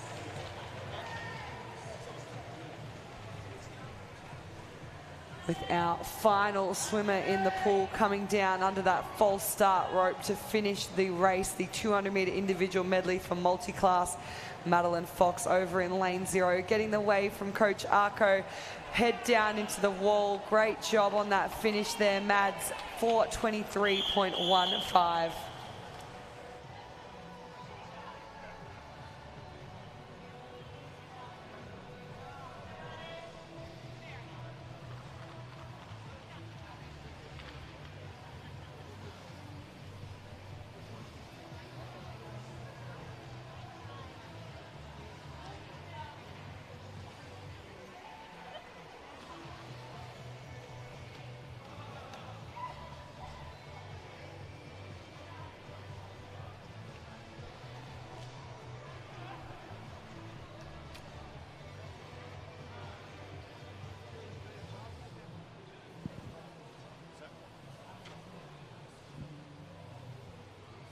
Event 88, the men's 150-metre individual medley multi-class final. In lane 4 from Yarra Plenty Waves, Ahmed Kelly. This is the final of the men's 150-metre individual medley final.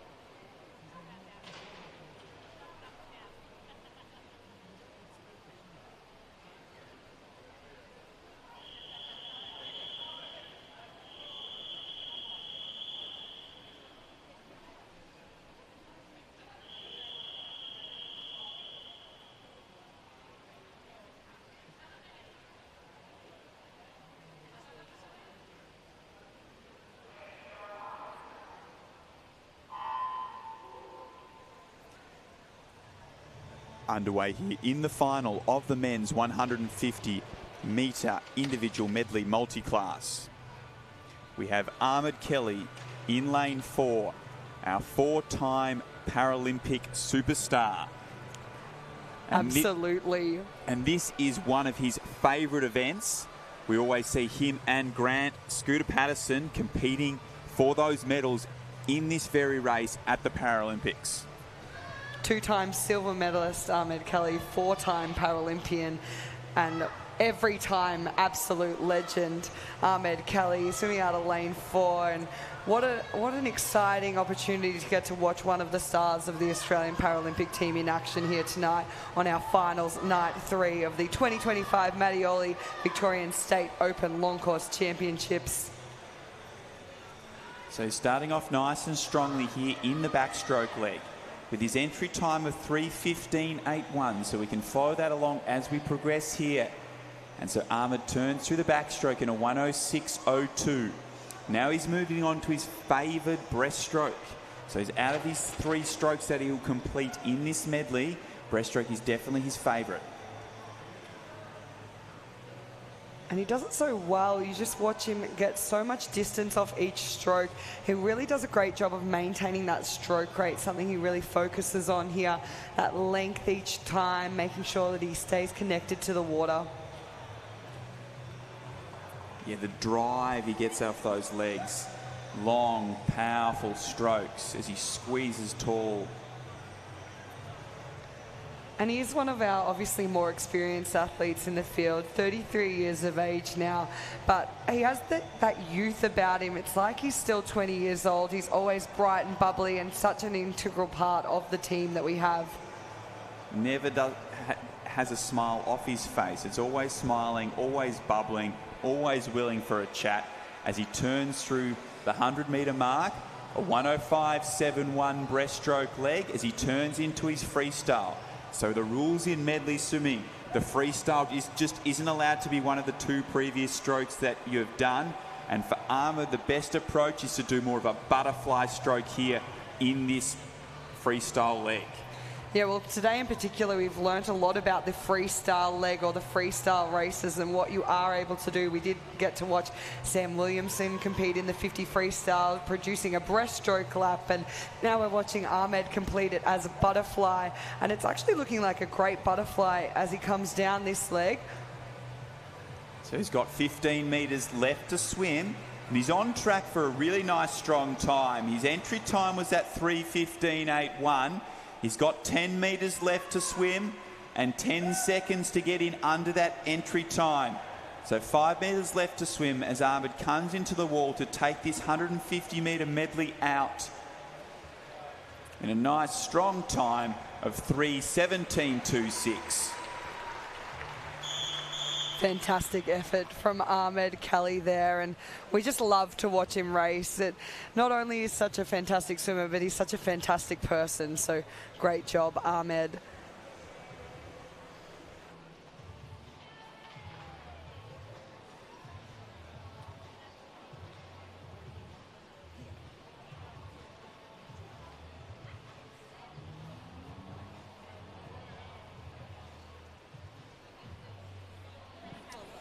Event 90, the men's.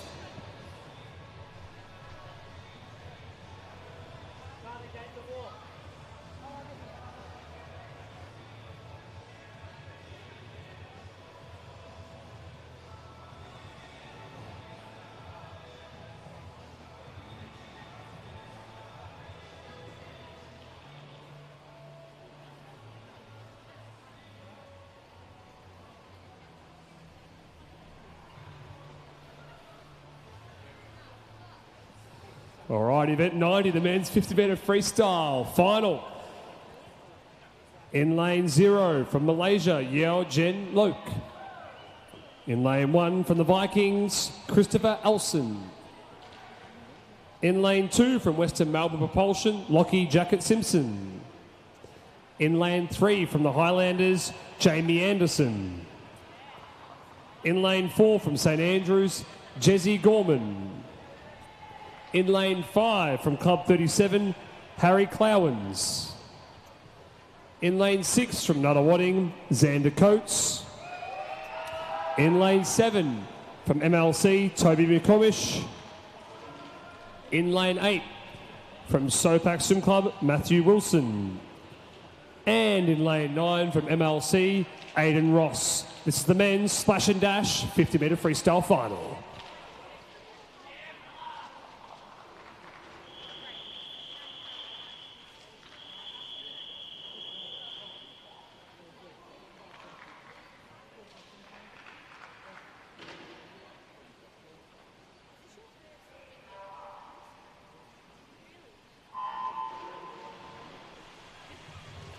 Away and racing here in the final of the men's 50 freestyle. It's a nice even start across the field with Lockie Jacket Simpson the first through to that 15-metre mark. But now coming nice and strong in the centre of the pool is Jesse Gorman. He's popped up first and now powering away to take out this state title here in the 50 freestyle with a nice 22.62. Jamie Anderson in second place with Xander Coates getting the touch for third.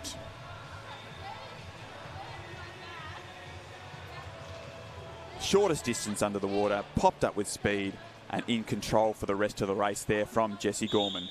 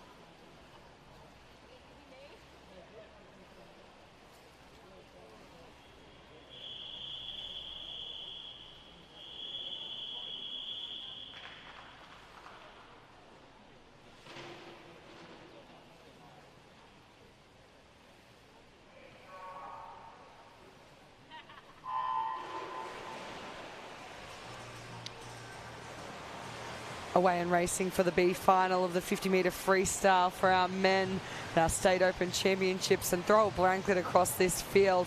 Felix Dressel de Bruyne might have the slight advantage with 15 metres left to swim, but the middle of this pool is coming along quickly.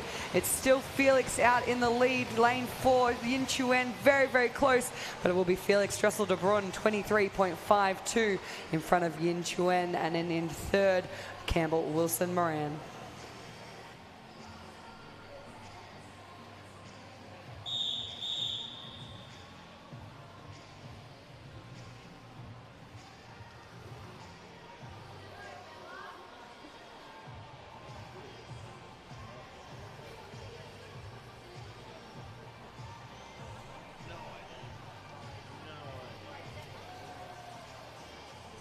If variety's what you like, we've got it coming up here. Event 91, the women's 200 individual medley.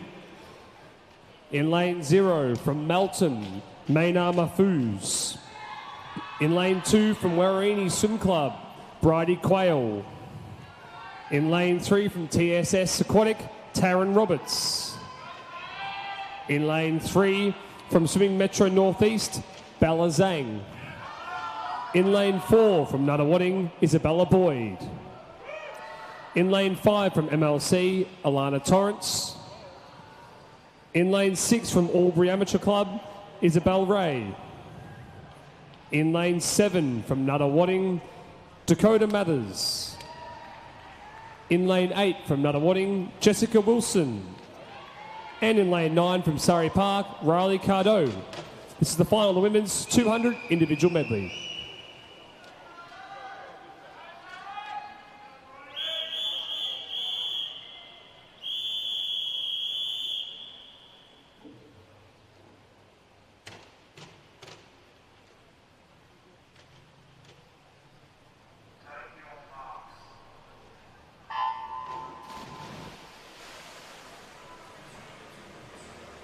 Underway here in the final of the women's 200 metre individual medley, and it is a strong start from Isabella Boyd in the centre of the pool, and she leads through this opening 25 metres. Alana Torrance is going with her in lane 5, so those two have cleared out from Bella Zhang, holding down third place. Yeah, Isabella looked so comfortable in this morning's heat session with that 2:16. We do know she's nursing a little bit of an injury at the moment, so we'll see what she can do in this final. It does open the doors for a few of these other athletes to try and push up and take her on, but at this point in the race, it's Isa Boyd looking very, very comfortable.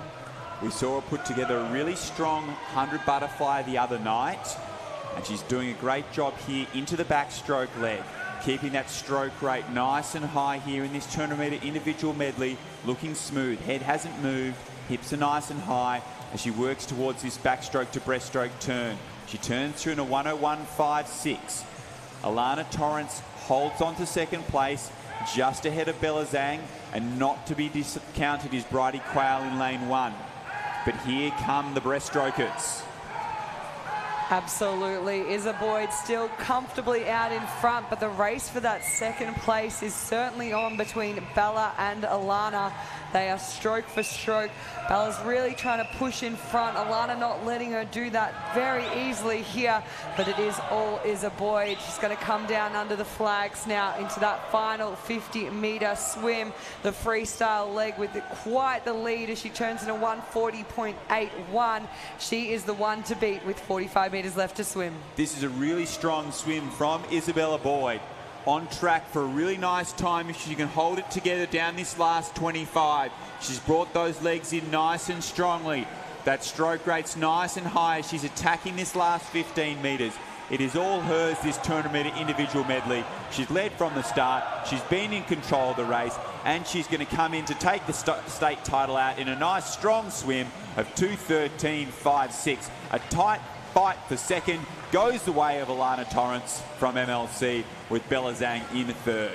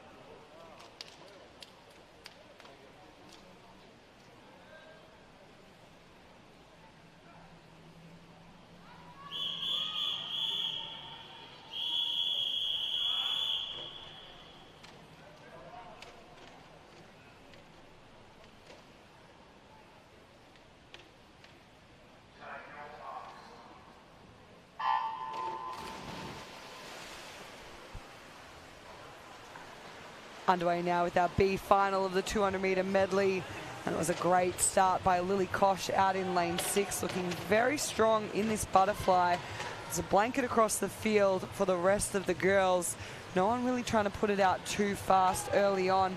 A lot of these girls are going to be conserving energy, and quite a lot of them had really, really strong freestyle legs in the heats this morning, so I'd expect to see them come home very, very well. And that is probably Lily's weakest leg, the freestyle leg of the medley. So she's looking to capitalise on her strongest strokes at the front of this medley. Strong butterfly. She's attacking this backstroke, nice high stroke rate, and holding that clear advantage she established in the butterfly. Got some great backstrokers in the centre of this field. Stella Salamoni, Michaela Larkin, Madeline Harvey, just to name a few. They're starting to shift gears here. Hannah Abdu out in lane 8, though. She's having a great swim at the halfway point as we come into that back to breaststroke transition. It is still Lily Koch out in front. So they didn't catch her in the backstroke. They're not going to catch her in the breaststroke. We know Lily's strengths lie in this breaststroke leg, and she's clearly out in front. But the race behind her is nice and tight across the foot pool, with Hannah now moving into second place with Michaela Larkin. So Lily Koch still your leader. The fight for second races on, with Grace Doby in lane 4 joining the party. She's come up alongside those girls to try and battle her way into this field as well, but it is all Lily Koch as we come into the freestyle. Let's see how well she can hold on with 50 metres left to swim. So she posted a time of 2:29.21 this morning. She'll be looking to drop a fair bit from that in this B final tonight. She's in control of the race, but the freestylers are going to be coming hard. She has a 10-metre lead, but it's been reduced to 8 already. Hannah Abdul's coming nice and strong over in lane 8. Also finishing in lane 2 is Michaela Larkin. It's down to 5 metres with 10 metres left to swim. Lily is going to hold on here in the B final, but it is going to be tight on the wall. Lily comes in to touch first in a 2:23, Hannah in second, and Michaela in third.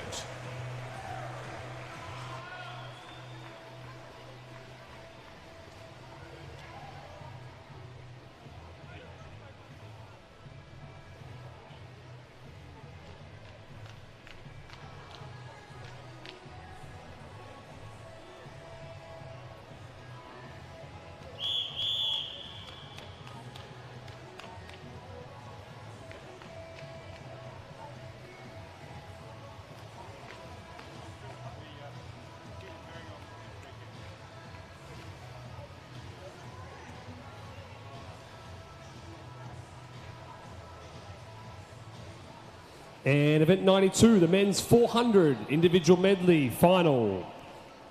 In lane 0 from Nuttawading, Owen Williams-Poley. In lane 1 from MLC, Joshua Witowski. In lane 2 from North Albury Aquatic, Oscar Kreutzberger. In lane 3 from Swimming Metro Northeast, Gabriel Georges. In lane 4 from Swimming Metro Northeast, Samuel Higgs. In lane 5 from Malaysia, Kai Jing Tan. In lane 6 from Marion, Clancy Lutscombe. In lane 7 from Geelong Swimming Club, Cameron Ricchini. In lane 8 from Malaysia, Yi Hen Go. And in lane 9 from Caulfield, Tyler Theodore. It's the men's 400 individual medley final.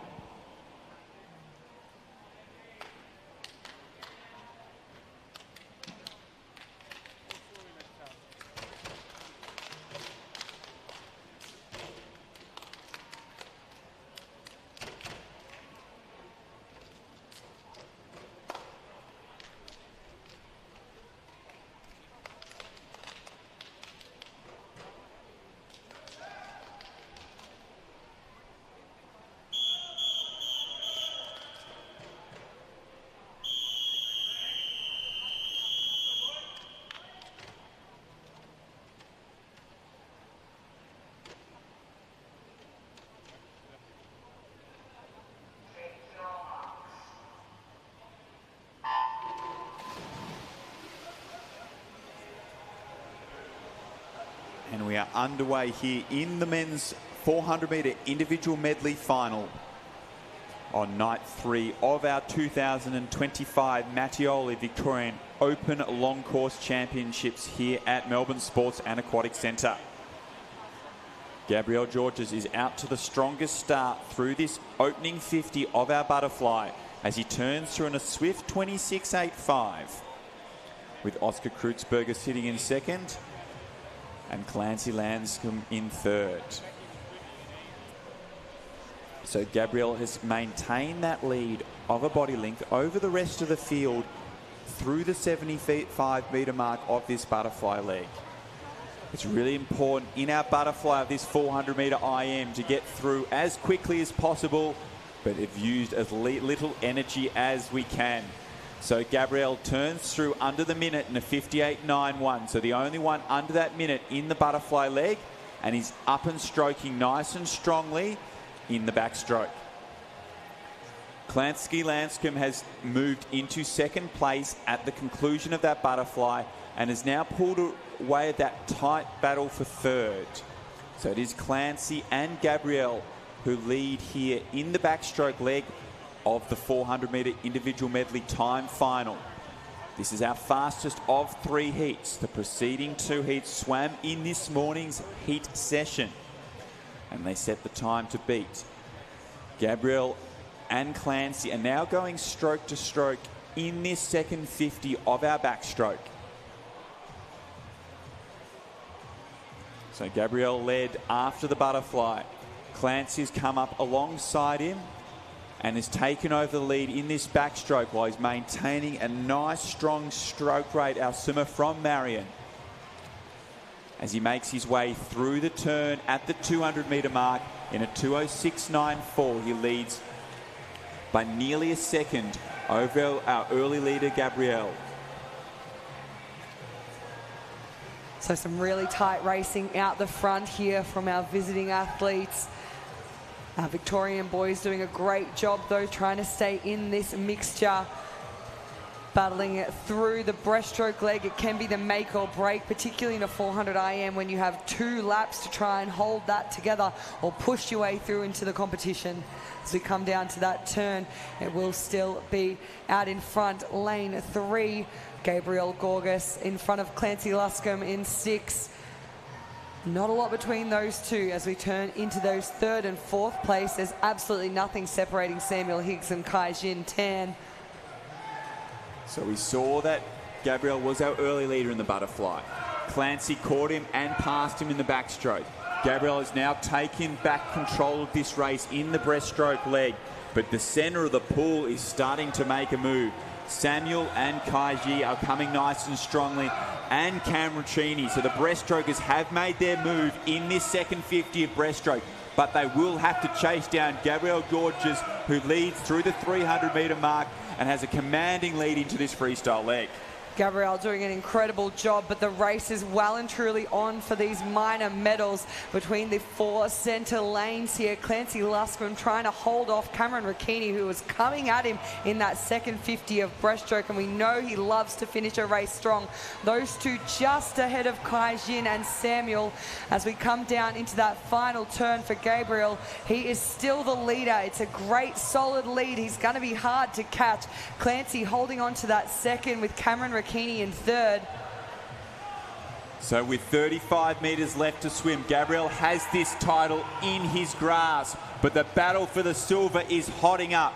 So Gabriel with 10 metres at advantage over the rest of the field with 15 to swim. Clancy is fighting hard to hold on to the second place that he's worked so hard for the first 395 as Gabriel takes out the title. On the wall, Clancy does hold on for silver with Kaiji in 3rd.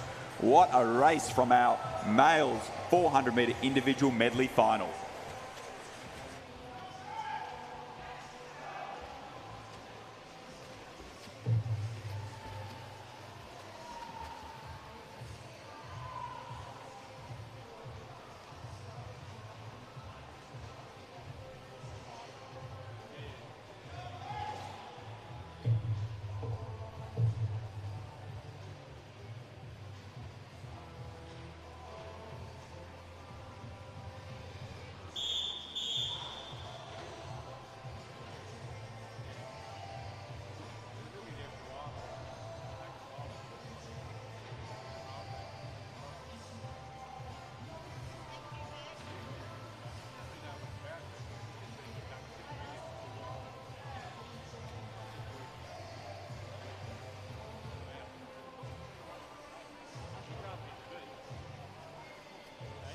And time for a bit more speed here. Event 93, the women's 50-metre backstroke. In lane 0 from Bendigo East, Zara Reynolds. In lane 1 from Bendigo East, Azea Fong Sutton. In lane 2 from Warrini Swim Club, Riley McBride. In lane 3 from St Andrews, Mackenzie Burns. In lane 4 from Highlanders, Iona Anderson. In lane 5 from Highlanders, Alyssa Burgess. In lane 6 from Surrey Park, Sasha Jones. In lane 7 from Nuttawading, Semra Olawini. In lane 8 from Caulfield Aquatics, Sienna Shepherd. And in lane 9 from Nuttawading, Lily Kosh. This is the women's 50-metre backstroke final.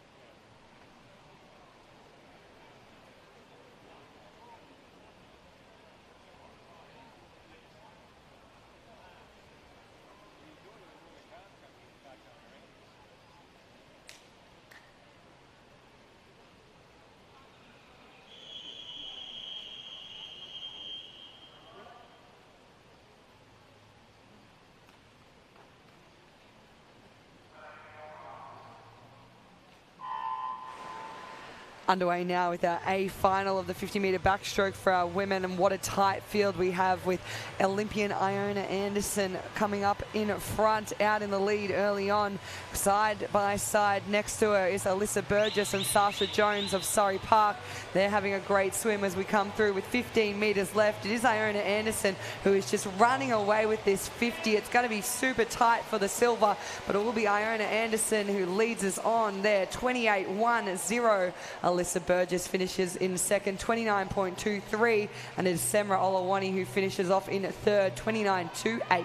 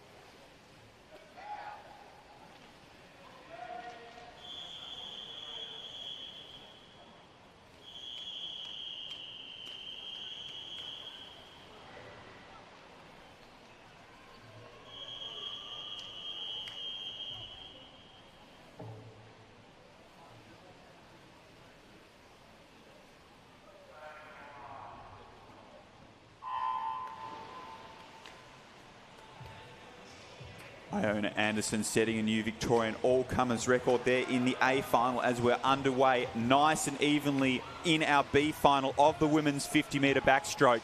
It is neck and neck with Alana Banks in lane 4, just lightly ahead of the rest of the field. She's got 5 centimetres on the rest of the field here with 10 metres left to go. Alana Banks is holding on. Also swimming really strongly in lane 8 is Hannah Abdul. As they go into touch, it is Hannah who gets the touch over Alyssa Lever, with Alana Banks in third.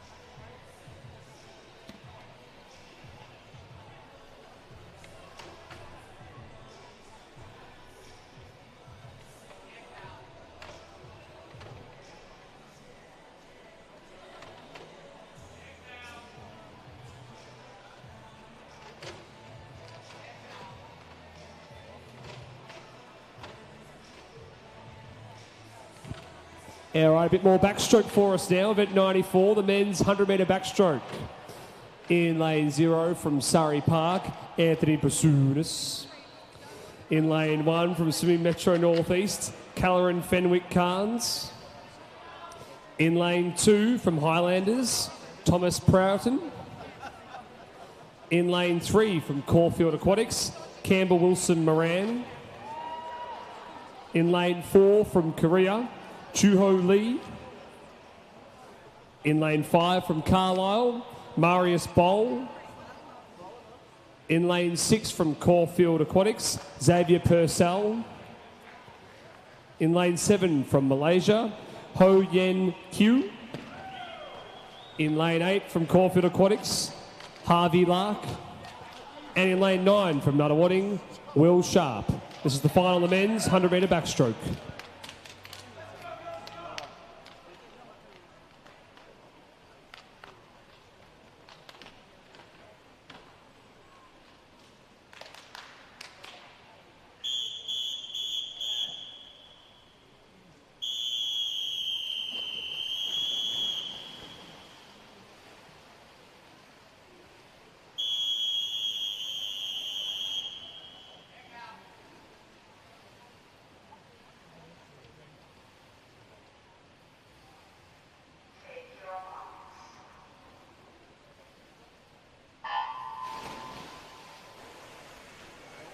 Underway here in our men's final of our 100-metre backstroke, and a nice strong start in the centre of the pool from Juhu Lee from Korea. So he leads through the first 25 across a blanket of the rest of the field. Juhu was so strong down that second 50. He just pulled away from everyone. So these boys will be looking to go out with him and try and really hold on down the second lap. Also starting very nicely was Will Sharp out in lane 9. We'll see if he can hold that through this second 50. As we come into the turn, it is Juho out in the lead, 26.23. So Will Sharp just snuck into this final tonight in lane 9, but is holding on to that silver medal position. But it is all Juhu Lee out in front. He's got a body length over Will Sharp, with the rest of the field finishing really strongly. But it will be our early leader, Juhu Lee from Korea, who takes out the title in a 54.51. Will Sharp getting the silver medal, with Marius Boll in third. What a ripper swim from Will Sharp out in lane 9, just sneaking in there and claiming that silver behind Juhu Lee. Fantastic effort, boys.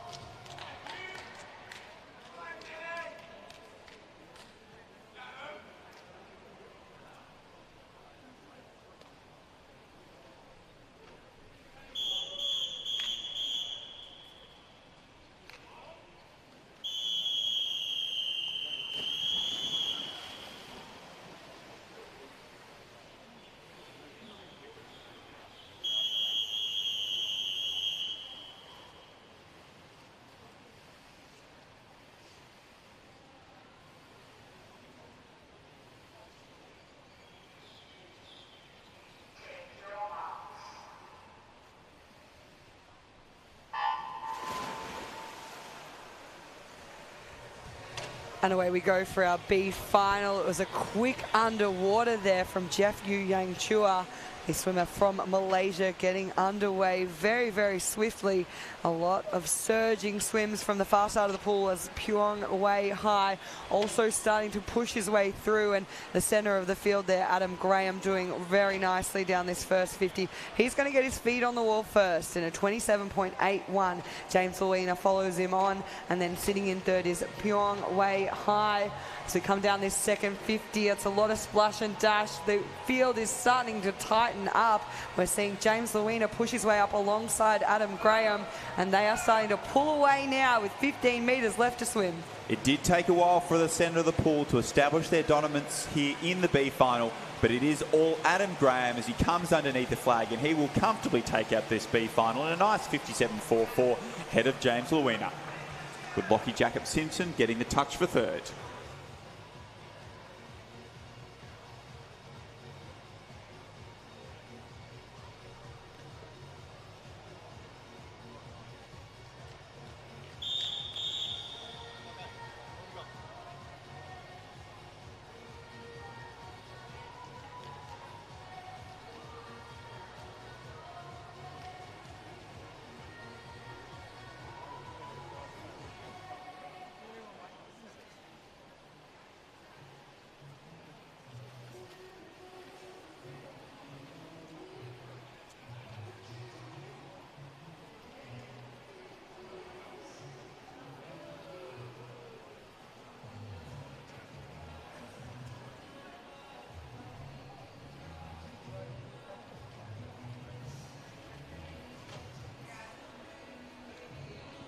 All right, event 95, the men's 200-metre freestyle multi-class final. In lane 0 from Dannevirke, Jonty Howland. In lane 1 from Wodonga, David Bale. In lane 2 from Oasis Otters, Calvin Tran. In lane 3 from Club 37, Tate Pichon. In lane 4 from Melton Swim Club, Benjamin Wills. In lane 5 from Traralgon, Lockie Ballion. In lane 6 from Yarra Plenty Waves, Cooper Harrington. In lane 7 from Western Aquatic, Joshua Briggs. And in lane 8 from Geelong Swim Club, Ryan McGrain.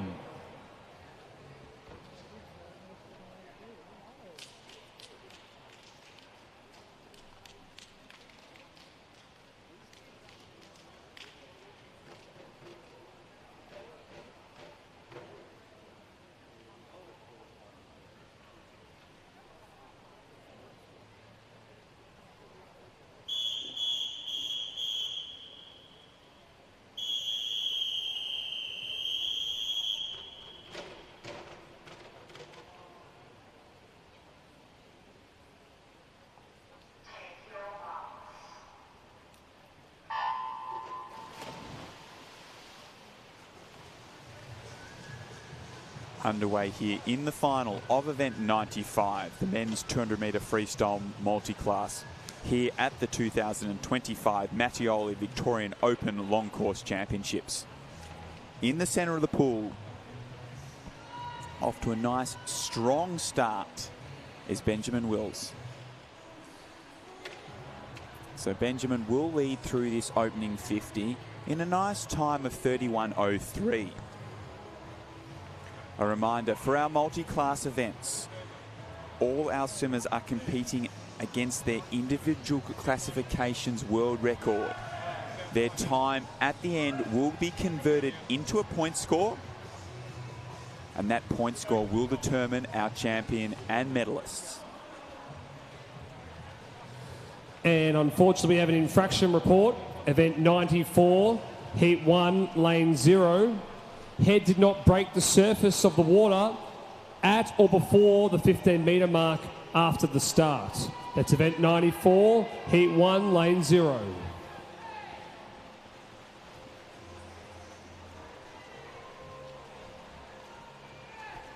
So as we make our way into this second 100, Benjamin Wills is still in control in the battle for first to the wall here, with In lane 5, Lockie Bellian's putting together a really strong performance as well.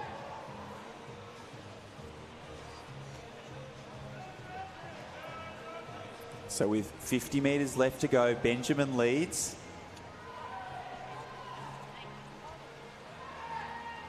With that nice high stroke rate he has maintained throughout this 200.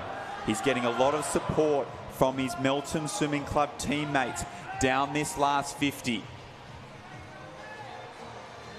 Lockie Bellian maintains his hold on second place with a nice strong kick coming into this last 15 metres. But it is Benjamin Wills who will be first to touch here in this multi-class men's 200 metre freestyle in a 2:16.90. Nice strong time, faster than his prelim swim, as Lockie is next into the wall, followed by Tate. Can we also get all lap counters down for event 97, the women's 1500 metre freestyle? So if you're doing some lap counting, please make your way down to the far end. We can't swim a 1500 without you. Next into the wall in lane 1 will be David Bale, our most experienced competitor at these 2025 Mattioli Victorian Open Long Course Championships. With Jonty Howland over in lane 0. The last swimmer coming into the wall with 25 metres left to swim. Jonty is an S6 athlete and swam this morning's prelims in a 3:34.74. So he's chasing down his swim from this morning, putting together a really good swim, and he's on track to beat that time as he comes underneath the flags to finish off and round out our final of the men's 200 metre freestyle multi-class.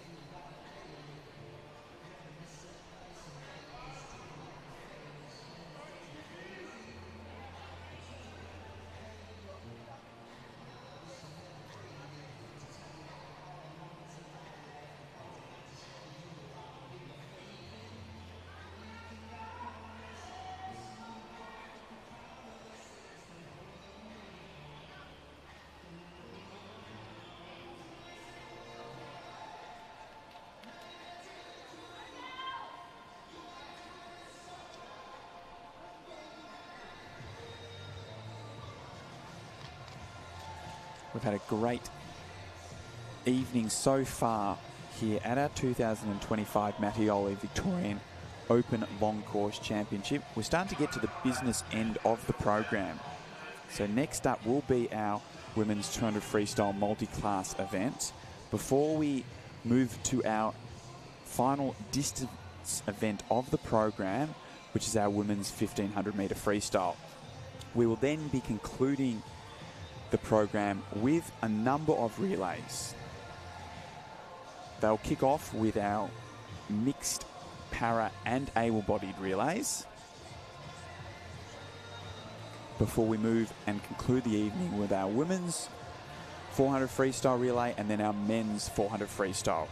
It has been a great 3 days of competition here at Melbourne Sports and Aquatic Centre for our 2025 Mattioli Victorian Open Championships. We thank Mattioli for being our partner of these championships, and they are a key component of pools and refurbishment of our pools across Victoria. It is fantastic that we have Mattioli on board as our partner, as they can help develop and look after that key infrastructure here for swimming in the state of Victoria. We started off this evening with some fantastic action in the mixed 200 medley relays, with action aplenty, highlighted by Nuttawading B team chasing down but not quite getting to Nuttawading A team in that opening event of the night. So it was a Nuttawading 1-2 in the opening relay of the night. We saw a really strong swim from Nicholas Layton in our multi-class 50 butterfly in that S15 category. That was his primary focus of this meet. He's competed in both the able-bodied events as well as the multi-class events during this program. And it was good that he was able to capitalise and put together a really strong swim, his fastest 50 butterfly of the meet, to conclude his action here at the 2025 Mattioli Victorian Open Long Course Championships. In the men's 1500 metre event, which we saw at the start of the program. We are just working through some technical difficulties currently. Just enjoy some angelic Ed Sheeran while we wait, and we'll be back very shortly. Just have a bit of a jiggle, have a dance, listen to the great Ed Sheeran, and keep warm.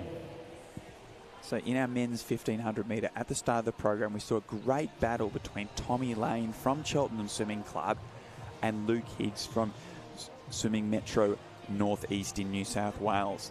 Tommy Lane had the lead throughout, but it took 1,300 metres to shake Luke Higgs and for Tommy to take home that state title, with Harry Hay putting together a really strong performance to finish with the bronze medal.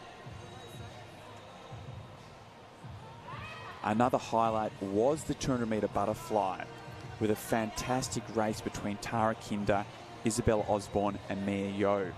It was the experience of Tara Kinder that did get to the wall first in that women's 200 metre butterfly. She is fresh off her Dolphins debut in Budapest as part of the Australian World Short Course team in December.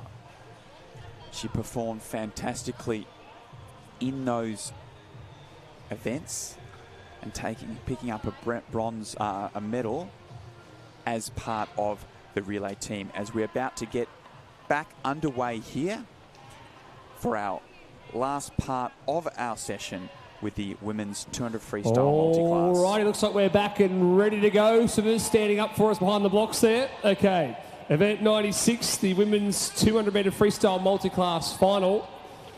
In lane 0 from Essendon, Molly Griffin.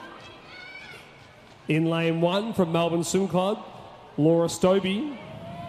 In lane 2 from Sale Swim Club, Mackenzie Gibbs.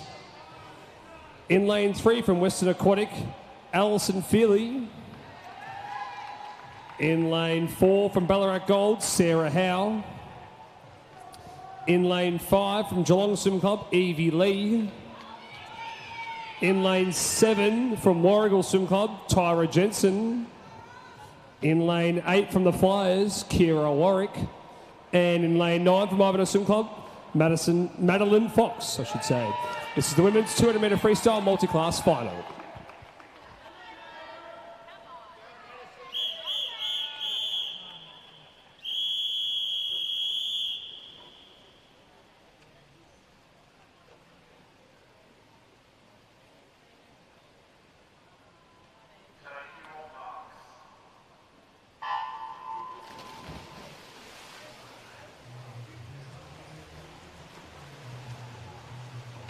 Underway here in the final of the women's 200-metre freestyle multi-class.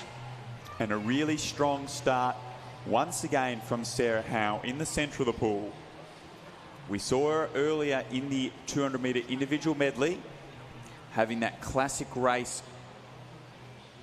We'll see who can take it up to her here with Evie Lee swimming out of lane 5. Starting strongly as well, but it will be Sarah Howe who leads through in a 33.36. So Sarah is one of our athletes in our S10 class. We have a number of S19 athletes in the field here, with Mackenzie, Allison and Evie having that head-to-head race. As we move through the 75-metre mark, it is our Ballarat gold swimmer, Sarah Howe, who has established a clear lead through this first 100. She's going to turn through the 100 in a nice time of 1:10.79, a strong 37.4 on that second 50. Evie Lee follows her through. So our 14-year-old from Geelong is working hard to try and keep up with our 19-year-old from Ballarat.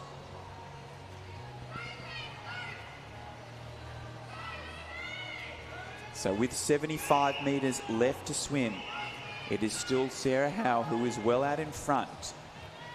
Making the turn at the 100-metre mark are our athletes in our S7s, S6 and S18 category as Sarah Howe makes her turn for home. So Sarah's established a 7-metre lead over Evie Lee, and she's got 35 metres left to swim here in the final of event 96, the women's 200-metre freestyle multi-class. So Sarah is fighting into the wall nice and strongly. Evie's not going away, keeping her honest throughout this 200 freestyle. So Sarah's chasing down her seed time of a 2:28.59, and she comes underneath the flags and takes a second off that with a 2:27.48. Evie Lee will be second to the wall in a 2:33.72. Next to the wall will be Alison Feely, our S19 athlete from Western Aquatic Academy Swimming Club. Out in lane 7, Tara Jensen, finishing off nice and strongly from Warrigal, under that 3-minute mark for the first time. With Mackenzie Gibbs also putting it together a strong swim from out in lane 2. Making their way down this final 50 in lane 0 and 1, having a great battle, our S7 athletes, Molly Griffin and Lara Stobie. So Molly has a slight lead over Lara as we've got 15 metres left to swim. Also swimming really well on this side of the pool is Kira Warwick, who's chasing down Lara in that last 15 metres. But for the battle of the S7s, it will go to Molly Griffin as she comes into touch in a 3:39.9. Concluding the action in our women's 200-metre freestyle will be Madeline Fox from Ivanhoe Swim as she comes into touch in lane 9.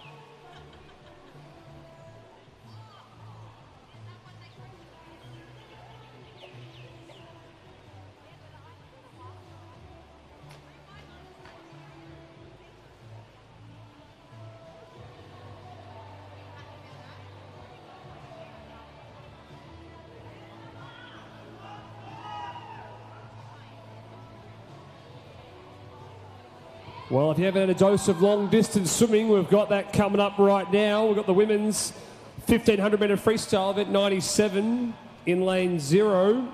We have Summer Morgan from Geelong. In lane 1 from North Canterbury, Shay Jackson. In lane 2 from Yarra Plenty Waves, Taylor Watson. In lane 3 from Nuttawading, Lucy Doyle. In lane 4 from MLC, Mackenzie Hunter. In lane 5 from Surrey Park, Arika Adenko. In lane 6 from Cheltenham, Madison Brand. In lane 7 from Helens Vale, Kira Bell. In lane 8 from MLC, Alana Cummins. And in lane 9 from Melton, Chloe Burke. This is the women's 1,500-metre freestyle final, event 97.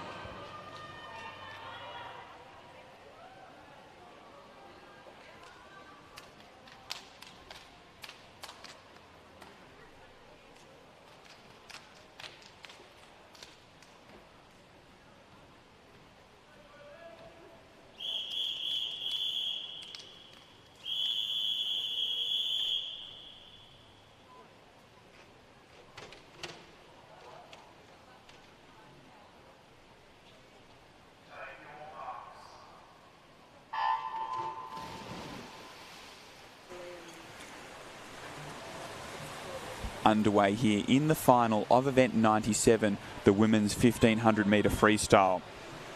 This, just like the men's version at the start of the program, is going to be a highlight of the evening, and we're off to a nice even start across the field here in this opening 50.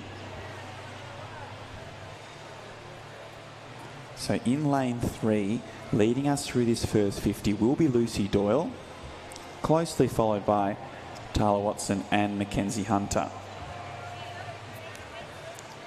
So the athletes are just settling down into their rhythm here in this opening 100 of our timed final of the women's 1,500 freestyle here at the 2025 Mattioli Victorian Open Long Course Championships. As they now start to make their way to the 100-metre turn, there will be a nice tight 1-2-3 with Lucy Doyle and Mackenzie Harvey turning less than 0.2 of a second apart. Yeah, we talked a lot about this race coming into tonight, seeing our more experienced athletes being really challenged by those youngsters who are coming through our Pathways program. We're also going to see a few different strategies occurring within this race. So we'll be keeping an eye out for those. We have a couple of these swimmers who are more those longer distance athletes who've been competing across the last couple of months in our open water. We have 2 national gold medalists in the open water within this field. So we'll definitely be looking to see what they can do in the second half of this race. And it does look like lane 4 and 5 are now starting to move just a little bit ahead in this second 100. So our 2 fastest seated athletes have moved slightly ahead of the rest of the field as we make our way towards this 200-metre mark. Yeah, this is a great swim so far from Arika Adenko in lane 5. She had an incredible national age championships on the Gold Coast last year. She is one of those athletes more familiar with the pool swimming, so we're expecting to see her going out quickly. She's a great 400-metre racer, and she's really enjoying these longer distance events. She is right alongside Mackenzie, but what that experience is showing is really in the turns. The skills that Mackie has off the walls are something I often talk about in these races, particularly her distance. We noticed it through the short course season. She's got a couple of our Victorian long course records, and she really does this next part of the race so well. It's that transition from the underwater kicks. She does about 1 or 2 off each wall, but then the flutter of freestyle kicks as she transitions and breaks out into the stroke. Just shoot her off that wall with a little bit more momentum as she comes into the swim element. It is one of my favourite things to watch at any competition. Mackenzie out of every turn, that accelerating, popping up with speed, setting herself up for the next lap, and then settling back into her rhythm. Yeah, I think Mackie's such a great leader for these young girls and someone that they can really look up to, and she's spoken quite openly about having that resting on her shoulders. It's a matter of pride for her. She wants to be that person that these youngsters can look up to. She had girls like that when she was younger that she really saw and tried to focus her attention on, and now she's become that for these young athletes. So Arika right alongside her is really giving her a nice challenge early on. We will expect to see that great little battle from Lucy Doyle and Taylor Watson continue through. Lucy is a fighter, so she's going to come home very well as well. And we know that Madison Brand, she won a medal at those National Open Water Championships, so she's going to have that back end speed too. Yeah, Arika may look up to Mackenzie, but she's definitely not scared of her taking her up to her in this first opening 400. But ever so slightly, Mackenzie just sneaking ahead here as we approach this 400-metre turn. She's pulled out to almost a half body length lead over her 14-year-old competitor. So as we shift into that 400-metre mark, we welcome Nick Baker onto the mic. He's a leader of our performance pathways, and a lot of these athletes are in our program. They've come through from an early age, and we're starting to see them reap the rewards of that program. Nick, can you tell us a little bit about what's been going on behind the scenes at SwimVic? Yeah, thanks, Carlia. Thanks, Nick. So, yeah, just over the last couple of months, just adjust my mic here, people, sorry. Working behind the scenes with Lee Nugent, one of our Australian head coaches, just making a couple of changes to the higher end of the program, the Pathways program, which basically it's athlete, coach, education, development, exposure to international, domestic competitions, training camps, etc., and hopefully allows our athletes to step up onto the more senior teams. And looking across the pool here, got a number of athletes that have been in there from youngsters as young as 12 and 13, and we look across and look at Mackie here, and she's been in it for the last couple of years, and she's had a cracking start to 25 with respect to the Open Water Nationals, where she won that, the 5K for the 19-year-old girls, and medalled also in the 10K as well. So doing a great job. Jaden Bryan, coach from MLC, they're also invited up to the next camp up in Canberra, where they spent the week up there, and spoke to Jaden after that and said, "Oh mate, what was one of your biggest takeaways from that?" And he goes, "Oh, the kids can definitely train harder." So I think coming back, bringing that back into the pool at home is going to really take Mackie to that next level, which is pretty awesome. Yeah, I think that message really came through with Mackie as well. I did get to speak to her earlier this year about the camp that she was on, and it really reinvigorated her love of the sport. I think when you come off the back of a hard year like year 12 and you're sort of wondering whether you continue with your career, swimming obviously requires so much time and effort being put into it. It's almost that make or break moment, and for her that camp really spurred her on. It made her want it more, and we're hoping to see that through the camps for our junior athletes in this field as well. Yeah, I think also, like, she had a successful campaign in the surf league as well. She did Australian champion there. So hopefully this year she'll settle into uni, and looks good for her. But also, like, look at Arika in lane, in the lane next to her, 14 years of age. Like, what a future she's going to have ahead of her. Slightly different styles, the way they race. You can see Arika's got a little bit more of a kick behind her. Pretty tough competitor there. Yeah, absolutely. I'm really enjoying the fact that these young girls, they're not afraid of the older athletes. They come into these open level events at just 14, 15 years old, and they're happy to take on that challenge and not shy away from competition. And that's what we saw with Arika in the first half of this race. At 400 metres, she was still right up alongside Mackie, and she's really trying to hang in there. We're also seeing a great little challenge between Taylor Watson and Lucy Doyle. Yeah. They've been going stroke for stroke for the last 250 metres, so it's really impressive, and that battle for the bronze medal is nice and tight. Do you know what I like? The race has been led by Victorians, We've had some pretty good races previously. I've had some, with the visitors up there on the podium, but it's good to see the Vics are out there in front. 100%. I think particularly in these longer distance races, they've been quite dominated by athletes from not only interstate but international.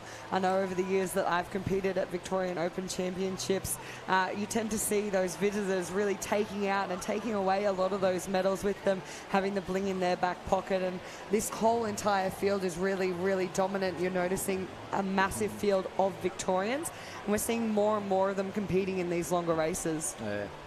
You know, the visitors taking away the bling, as you say. I hope that inspires and actually shows us that we've got a bit more work to do ahead of us, and not to be scared and not to have a crack, you know, like Erika's doing here. She's digging deep. Got a little way to go yet.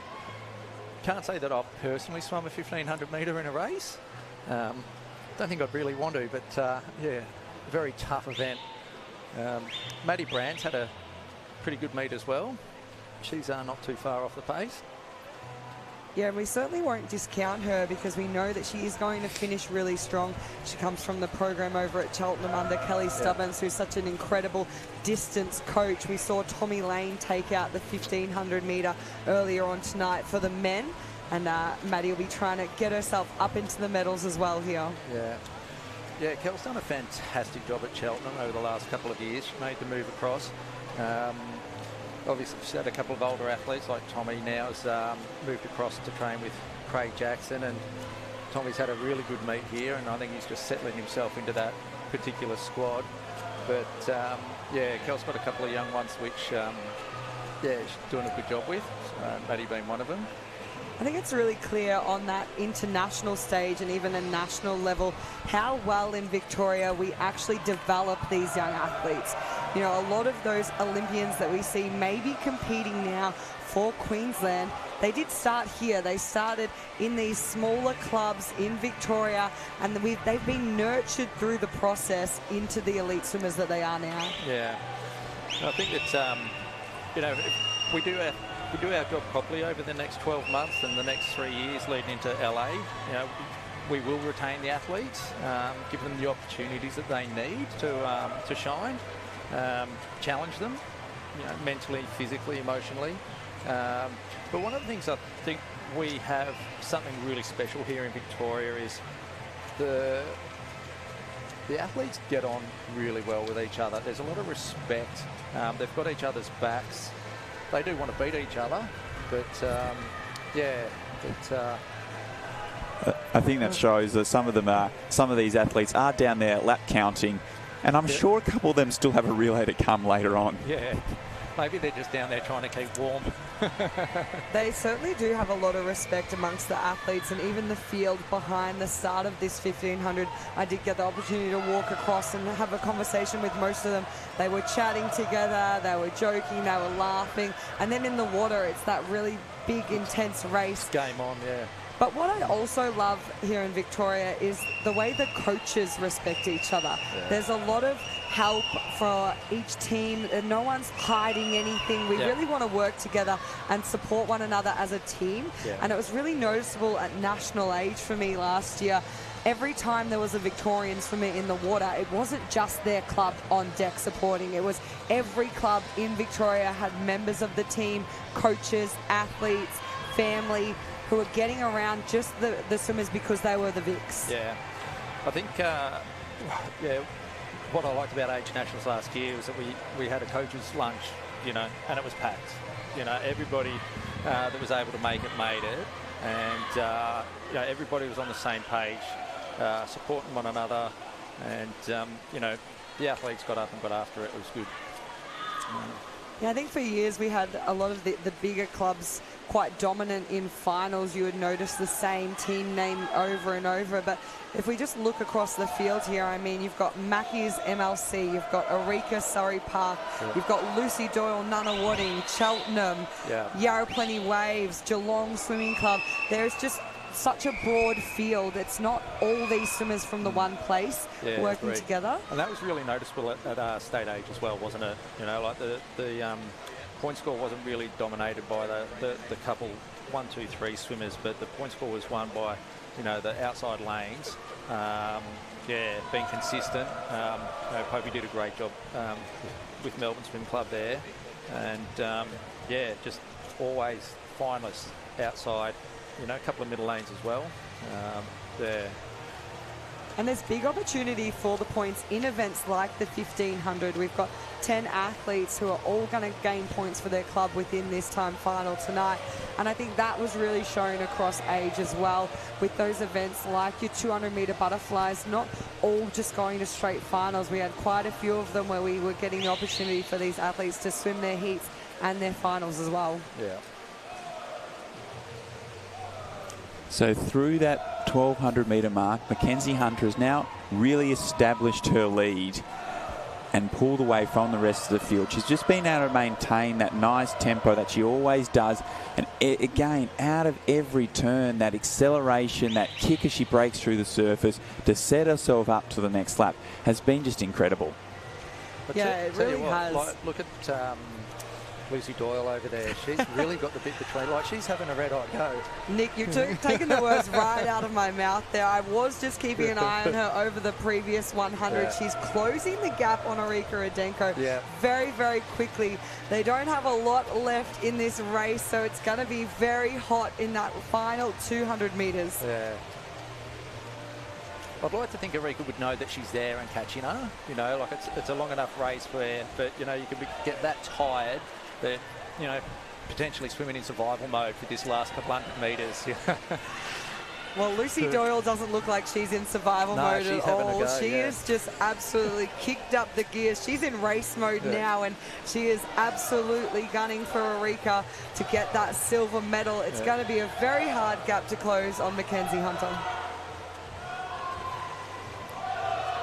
So Mackenzie Hunter is comfortably in control of this event. She has moved into her final 200 metres. She's looking smooth, she's looking relaxed, but the battle really is developing behind with Erika and Lucy. So Mackenzie Hunter has control of the gold medal with 150 metres left to swim, but that battle for silver is getting tighter and tighter and tighter. So Erika has been holding on to it since that 75-metre mark of this race, but Lucy Doyle is starting to come hard. It's going to be an incredible race to the finish for that silver and bronze medal here. Mackenzie Hunter, though, what a stellar performance from her. Absolute textbook as she comes down now. She receives the bell, signifying there's 2 laps left of this race, just 100 metres. She turns in a 16:05.36. It is still Erika Adenko holding on to that second place. Lucy Doyle, though, not slowing down anytime soon. So over the last 100, Erika has responded to Lucy's challenge and picked it up. She saw her coming close, but Lucy's charging again in this last 100. So it is all Mackenzie Hunter out in front as she makes her final turn here in the final of the women's 1500. She makes her way for home, and she will be taking this state title out for herself and MLC teammates. But that battle for silver is still up in the air.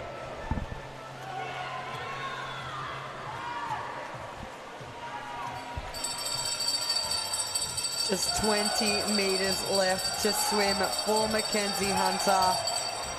She's led start to finish. She had that incredible challenge early on that pushed her through the race, but it will be all her onto the touch. 17:13.14 for Mackenzie Hunter.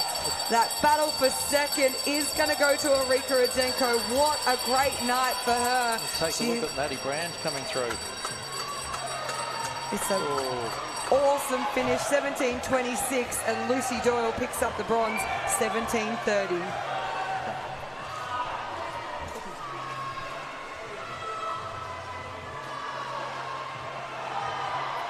So some fantastic swimming there from our female athletes in the final of the women's 1500. Mackenzie Hunter is your state champion. And that big smile on her face as well. We do love to see it here. A big hug to her competitor. As those final athletes now turn for home. What a great night of racing we've had.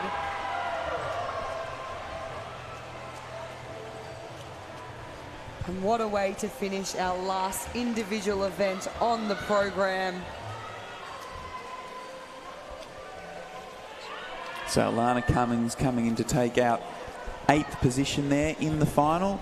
Chloe Burke will be next to the wall, and Summer Morgan will round us out in lane 0.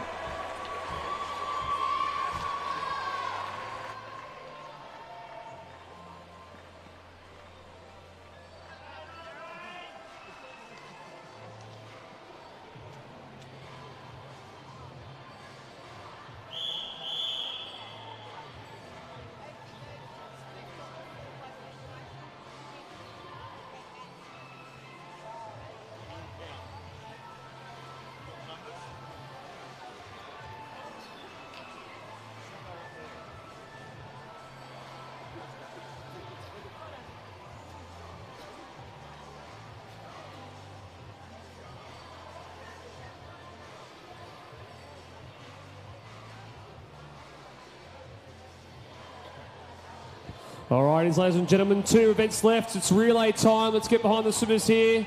We're at the women's 400 freestyle relay.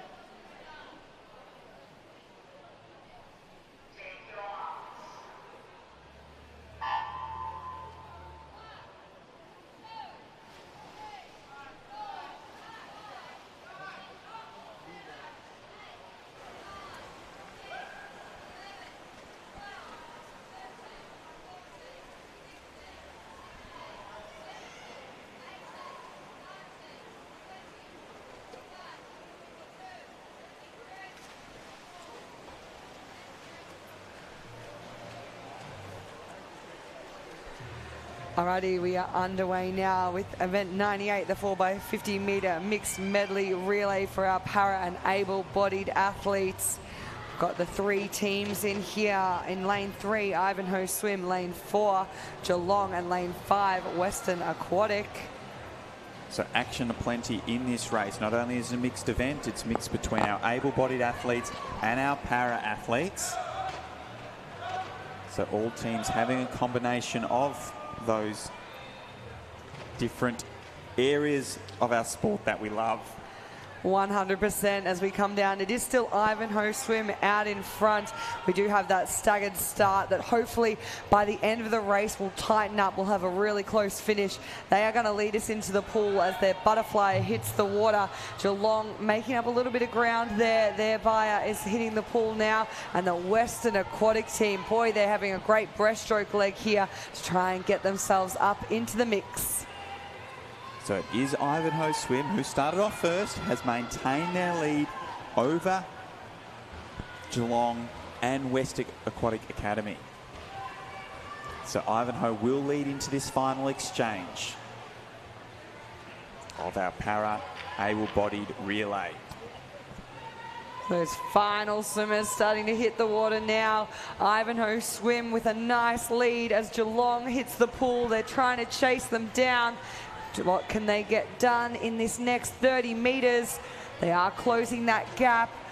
Western Aquatic are making their way into this game too. It's becoming very, very close between our teams in lanes 3 and 4. Ivanhoe Swim trying to hold off a fast approaching Geelong team. That gap, absolutely nothing here. Geelong has just taken over. They are going to get their hand on the wall here first to take out the mixed 4x50 metre medley relay para able bod. Big celebration there too.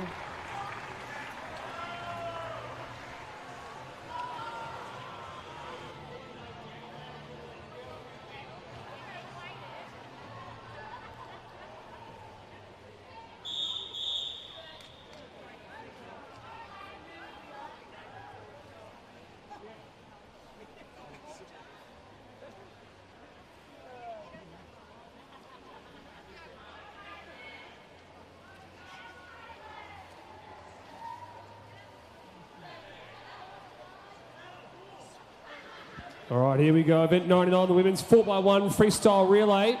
Let's get around them. 2 heats of this one.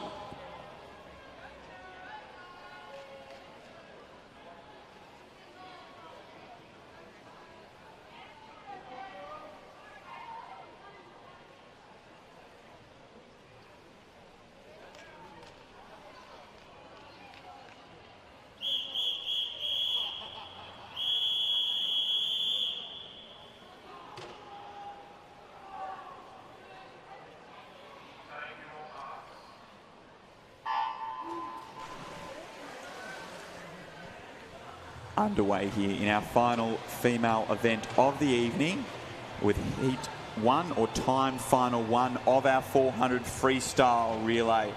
It is both an interclub battle here with Western Melbourne Propulsion B team swimming out of lane 3, Western Melbourne Propulsion A team out of lane 4, with Yarra Plenty Waves taking on their competitors in lane 5.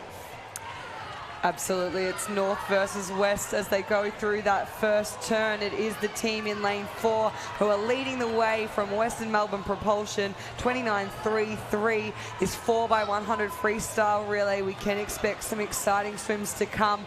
All of these athletes are going to be really trying to push themselves, try and get a personal best for your team. We know that lots and lots of exciting things can always happen in relays. So this is the final swim for the meet for all these athletes. So they're going to be leaving nothing in the tank as we make the first exchange. It is the Propulsion A team ahead of the Propulsion B team, but only by a couple of tenths of a second, with Yarra Plenty Waves sitting in third. Yeah, absolutely nothing between those two teams from Propulsion. They're really spurring one another on, and we're seeing exactly that take place down this first leg of the second swimmer. They are breathing towards each other, and they are stroke for stroke as they come down under the flags into that turn. And it looks to me like it might be the B team who have just squeezed their way onto the wall in front of A, with Yarra Plenty Waves following them around. So that inter-club competition is nice and strong between Western Melbourne Propulsion, and they have the B team flying ahead here in this second lap of the second leg. They're out to over a body length lead over their A team, with Yarra Plenty Waves remaining in that third place. There is absolutely nothing better than bragging rights in the relay as the B team enters the pool, their third swimmer, followed by the A team. A little bit of ground to make up here for their Propulsion A team. 2 seconds is now the gap, with Yarra Plenty following them in. They don't look like they're slowing down anytime soon. There's a big 6-beat kick coming in from the A team in Propulsion's lane 4, just trying to make up that gap that they lost earlier on. The B team has been absolutely nailing their changeovers so far, and that's helped them take the lead over the A team through 250 metres here. The A team is starting to make a bit of a move though, adding a 29.55 in that opening 50, and they reduce that margin to back to a body length as the fourth swimmers are now starting to ready themselves behind the blocks. I think this one is going to come absolutely down to the wire. That Propulsion A team certainly look to be closing the gap. The B team, though, they have seen them coming and started to put the motor on as we come down, getting ready for that exchange. It will be the B team entering the pool first. There is not a lot between them. That gap now only 1.5 seconds. They're going to try and make it up in this first 50, going out very swiftly. So the Western Melbourne Propulsion A team had some ground to make up, but they look like they are going to turn even with their B team with 50 metres to go. So it will be a race down this final 50 here in time final number 1 of the women's 400-metre freestyle. It's down to less than half a second as we enter this final 50. The B team is holding off the A team from Western Melbourne Propulsion. They are almost stroke for stroke now with 25 metres left to swim. It's still the B team just narrowly ahead. The A team are coming alongside them. They're not breathing towards each other, so it's just going to be a battle and hope as we come down now. 10 metres left to swim, side by side, neck and neck. B team holding, A team coming, and it is the B team. 4:07.71 touches out Propulsion A. 4:07.83. What a finish. Yarra Plenty Waves 4:14.18.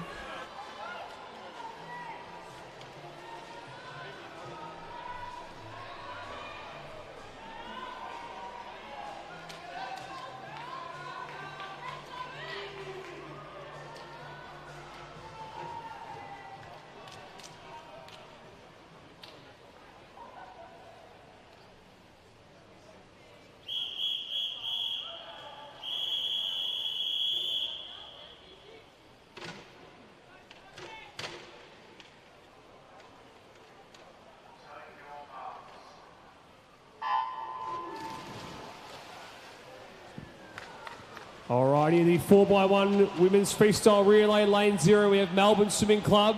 Lane 1, we have Melbourne Swimming Club. Lane 2, we have Nunawading B. Lane 3, we have Caulfield. Lane 4, we have Nunawading A. Lane 5, MLC A. Lane 6, Surrey Park A. Lane 7, Surrey Park B. Lane 8, Norwood A. And in lane 9, we have Melton.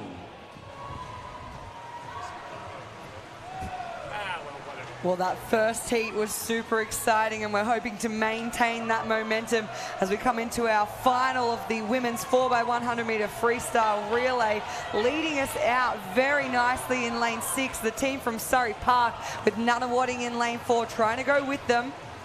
So Nunawading have taken over the lead as we approach this first exchange. So Nunawading will lead from Surrey Park, with MLC Aquatics sitting in third. It's a really nice changeover from the Nunawading team in lane 4. Great underwater, but Surrey Park not letting them get away so easily. Battling down this first 50. MLC not too far behind. It's a race of 3 teams at this point. But you also can't count out Caulfield and Nunawading B in lane 3 and 2 respectively. Nunawading look like they're in a commanding position in the centre of the pool, but it is really tight for those minor positions as they're all 4 teams are within 3/4 of a second of one another. So it is Nunawading just pulling away here, trying to get themselves a little bit of a lead as we come into our third athlete. MLC shifting themselves up into that silver medal position. It will be Nunawading, followed by MLC. Surrey not far behind, and over in fourth, the Nunawading B team. We know Nunawading loves a relay. They love to race, and they love to see multiple teams on the podium. They'll be battling it out to get that bronze, but it's going to be a super tight race here. So Nunawading A are in control of this race. Silver is anyone's game. Nunawading looking smooth out in front. Their A team make their way through this 250-metre turn comfortably in front of the rest of the field. Now moving into second place is Surrey Park, ahead of MLC, Nunawading B, and then Caulfield. There is still absolutely nothing separating those next three teams for the silver. Nunawading look like they're in control. It's going to take a big effort to be able to catch them as they come now to their fourth and final swimmer. They've got quite a substantial lead. The race on for second. Surrey moving their way up. Got a little bit of a lead now on Nunawading B and MLC A. So the first time for the race, Nunawading B team has moved on to the podium, but MLC are trying to respond. Surrey Park are holding on to silver and making sure they're really attacking this opening 50 of this final leg. But out in front, it is all Nunawading A. They're going to make their final turn and come for home and take out this state title here in the women's 400-metre freestyle. They've got 35 metres left to swim. They're in control. Surrey Park look like they've got their hold on that silver medal with a really tight battle. Nunawading is fighting hard with their B team to get on that podium for the bronze.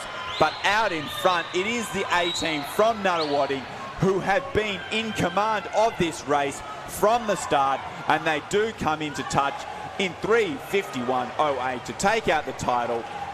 Surrey Park in second, with Nunawading B team capturing the bronze.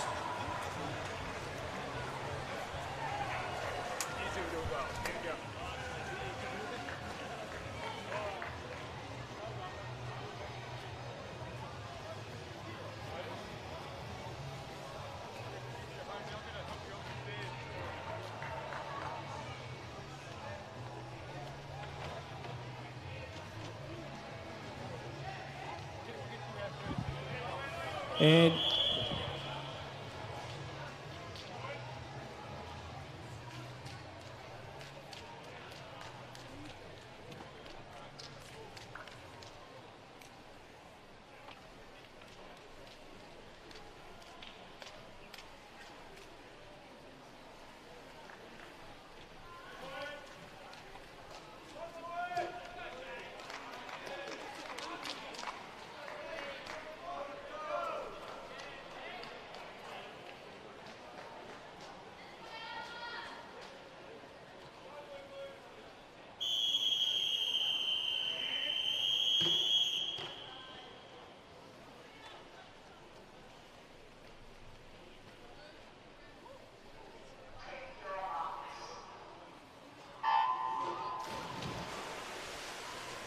hitting the water now, the last event on our state open program for the weekend.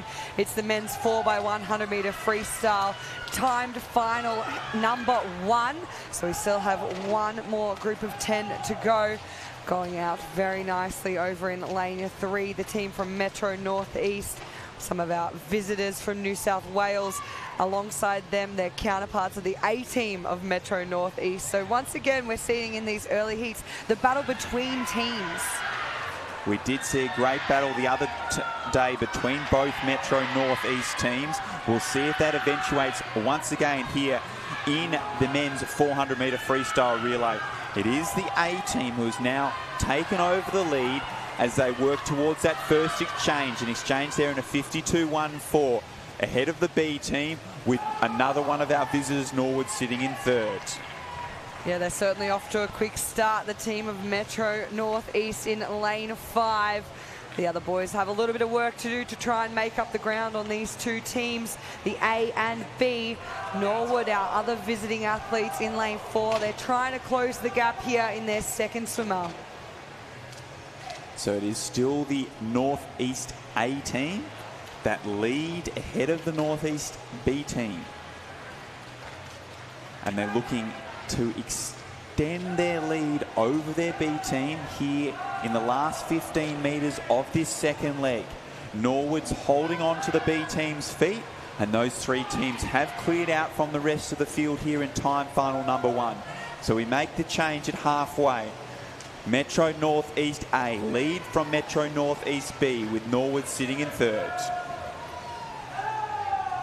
It's definitely a race of those 3 centre lanes early on. A lot of work to be done if the rest of the field wants to close that gap. As the swimmer in lane 5 comes down to turn. It's a nice split, 24-5. Just trying to extend on that lead, really, if anything. That gap closing a little bit between the team from Norwood and Metro Northeast B in the previous leg, but Metro Northeast B starting to make their way up next to their A team. So as we approach our final exchange, it is the A team who are 8.5 metres clear of the B team. So they turn through there in a 2:34.70. 4.5 seconds clear of their B team, with Norwood remaining in third place. So they did challenge the A team early in this race, Metro Northeast, but it does look like the A team has pulled away from their teammates in the B team in this last 3 legs of this opening heat of the men's 400 freestyle relay. This is going to be quite a fast time as well, so we know these time finals, they'll be looking to score some points and really match it with our next heat coming up. So we come down now, 10 metres left to swim for the Metro Northeast A team, and the time there, 3:26.63. That's going to be a hard one to beat for our next timed final. Our fastest entrant sitting at that 3:25 mark. So keep your eyes peeled on our next race of the evening, and keep your eyes on that time of 3:26.63. That A team is definitely sitting in the hot seat as we approach our final time final of the evening. Alrighty, final event of the program here. The men's heat 2, the 4x100 freestyle. Let's get behind them here. Let's see some slapping behind the blocks. Get around these guys.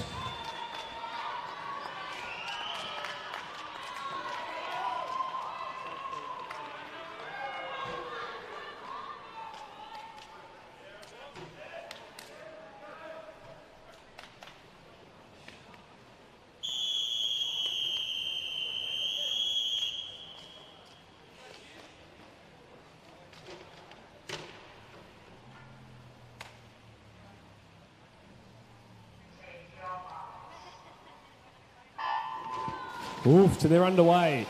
In lane 0, we have Surrey Park. In lane 1, we have Melbourne. Lane 2, MLC. Lane 3, Nuttawading. Lane 4, MAS. Lane 5, Caulfield. Lane 6, Surrey Park. Lane 7, Propulsion. Lane 8, Nuttawading. And in lane 9, we have Melbourne. And here we go. So we saw the women's relay go to Nuttawading, and it is Nuttawading who lead here in the men's relay through this opening 50. So the Nuttawading A team out of lane 3 have established the early lead and are a half body length clear of Propulsion swimming out of lane 7. It's a very fast start from the team of Nuttawading in lane 3. So we look to this changeover. It was very quick, 50.32 to lead us around. Propulsion sitting in second and the Malaysian team in third, but not a lot separates them from Caulfield. So Nuttawading maintain their hold of first place. Malaysia has now moved into second. Caulfield in third, with Propulsion in fourth. As we make our way halfway down this second leg, it is Nuttawading A team who continue to lead with a nice 24-3 opening split. Malaysia moving into second, Caulfield holding down third and making a really big move in this 50. 100%. The team from Caulfield, they turned in fourth after their first swimmer, and they've charged down this 100 to pull up right alongside the team from Nunawading, those three centre lanes, stroke for stroke at halfway. So there is nothing in it. Nunawading re-established their lead as they emerge from those underwaters. Malaysia back to second, Caulfield in third. So 25 metres into this third leg. Nunawading have got that half body length lead over Malaysia, who are half body length clear of Caulfield. Those three teams do look like that's where the medals are going to be, but Propulsion is holding on nice and tight, with Surrey Park not too far behind in fifth. It's still really any team's game here as we come down now. The swimmers getting ready for the final leg of our final event of the evening, and the stadium and arena is getting very, very noisy. It's super close between Nunawading and Malaysia. It will be Nunawading as we change into our last swimmer. So Nunawading does extend their lead after that changeover ahead of Malaysia. The strong swim in lane 5 from Caulfield to try and consolidate their hold of the bronze medal, but they are also going to be trying to chase down Malaysia for that silver. Nunawading are going to lead through with 50 metres to swim here. Ahead of Malaysia, Caulfield sitting in third, with Surrey Park moving into fourth ahead of Propulsion. 25 metres left to swim. Nunawading are holding on. Malaysia are coming really hard, and Caulfield are flying home, but it will be a race in two in this last 15. Malaysia is flying home, Nunawading holding on, Malaysia coming hard, Nunawading on the wall, and it goes to Malaysia by less than a tenth of a second over Nunawading A-team, with Caulfield in third. What a race to round out the night here, and our final event of the 2025 Mattioli Victorian Age Long Course Championships.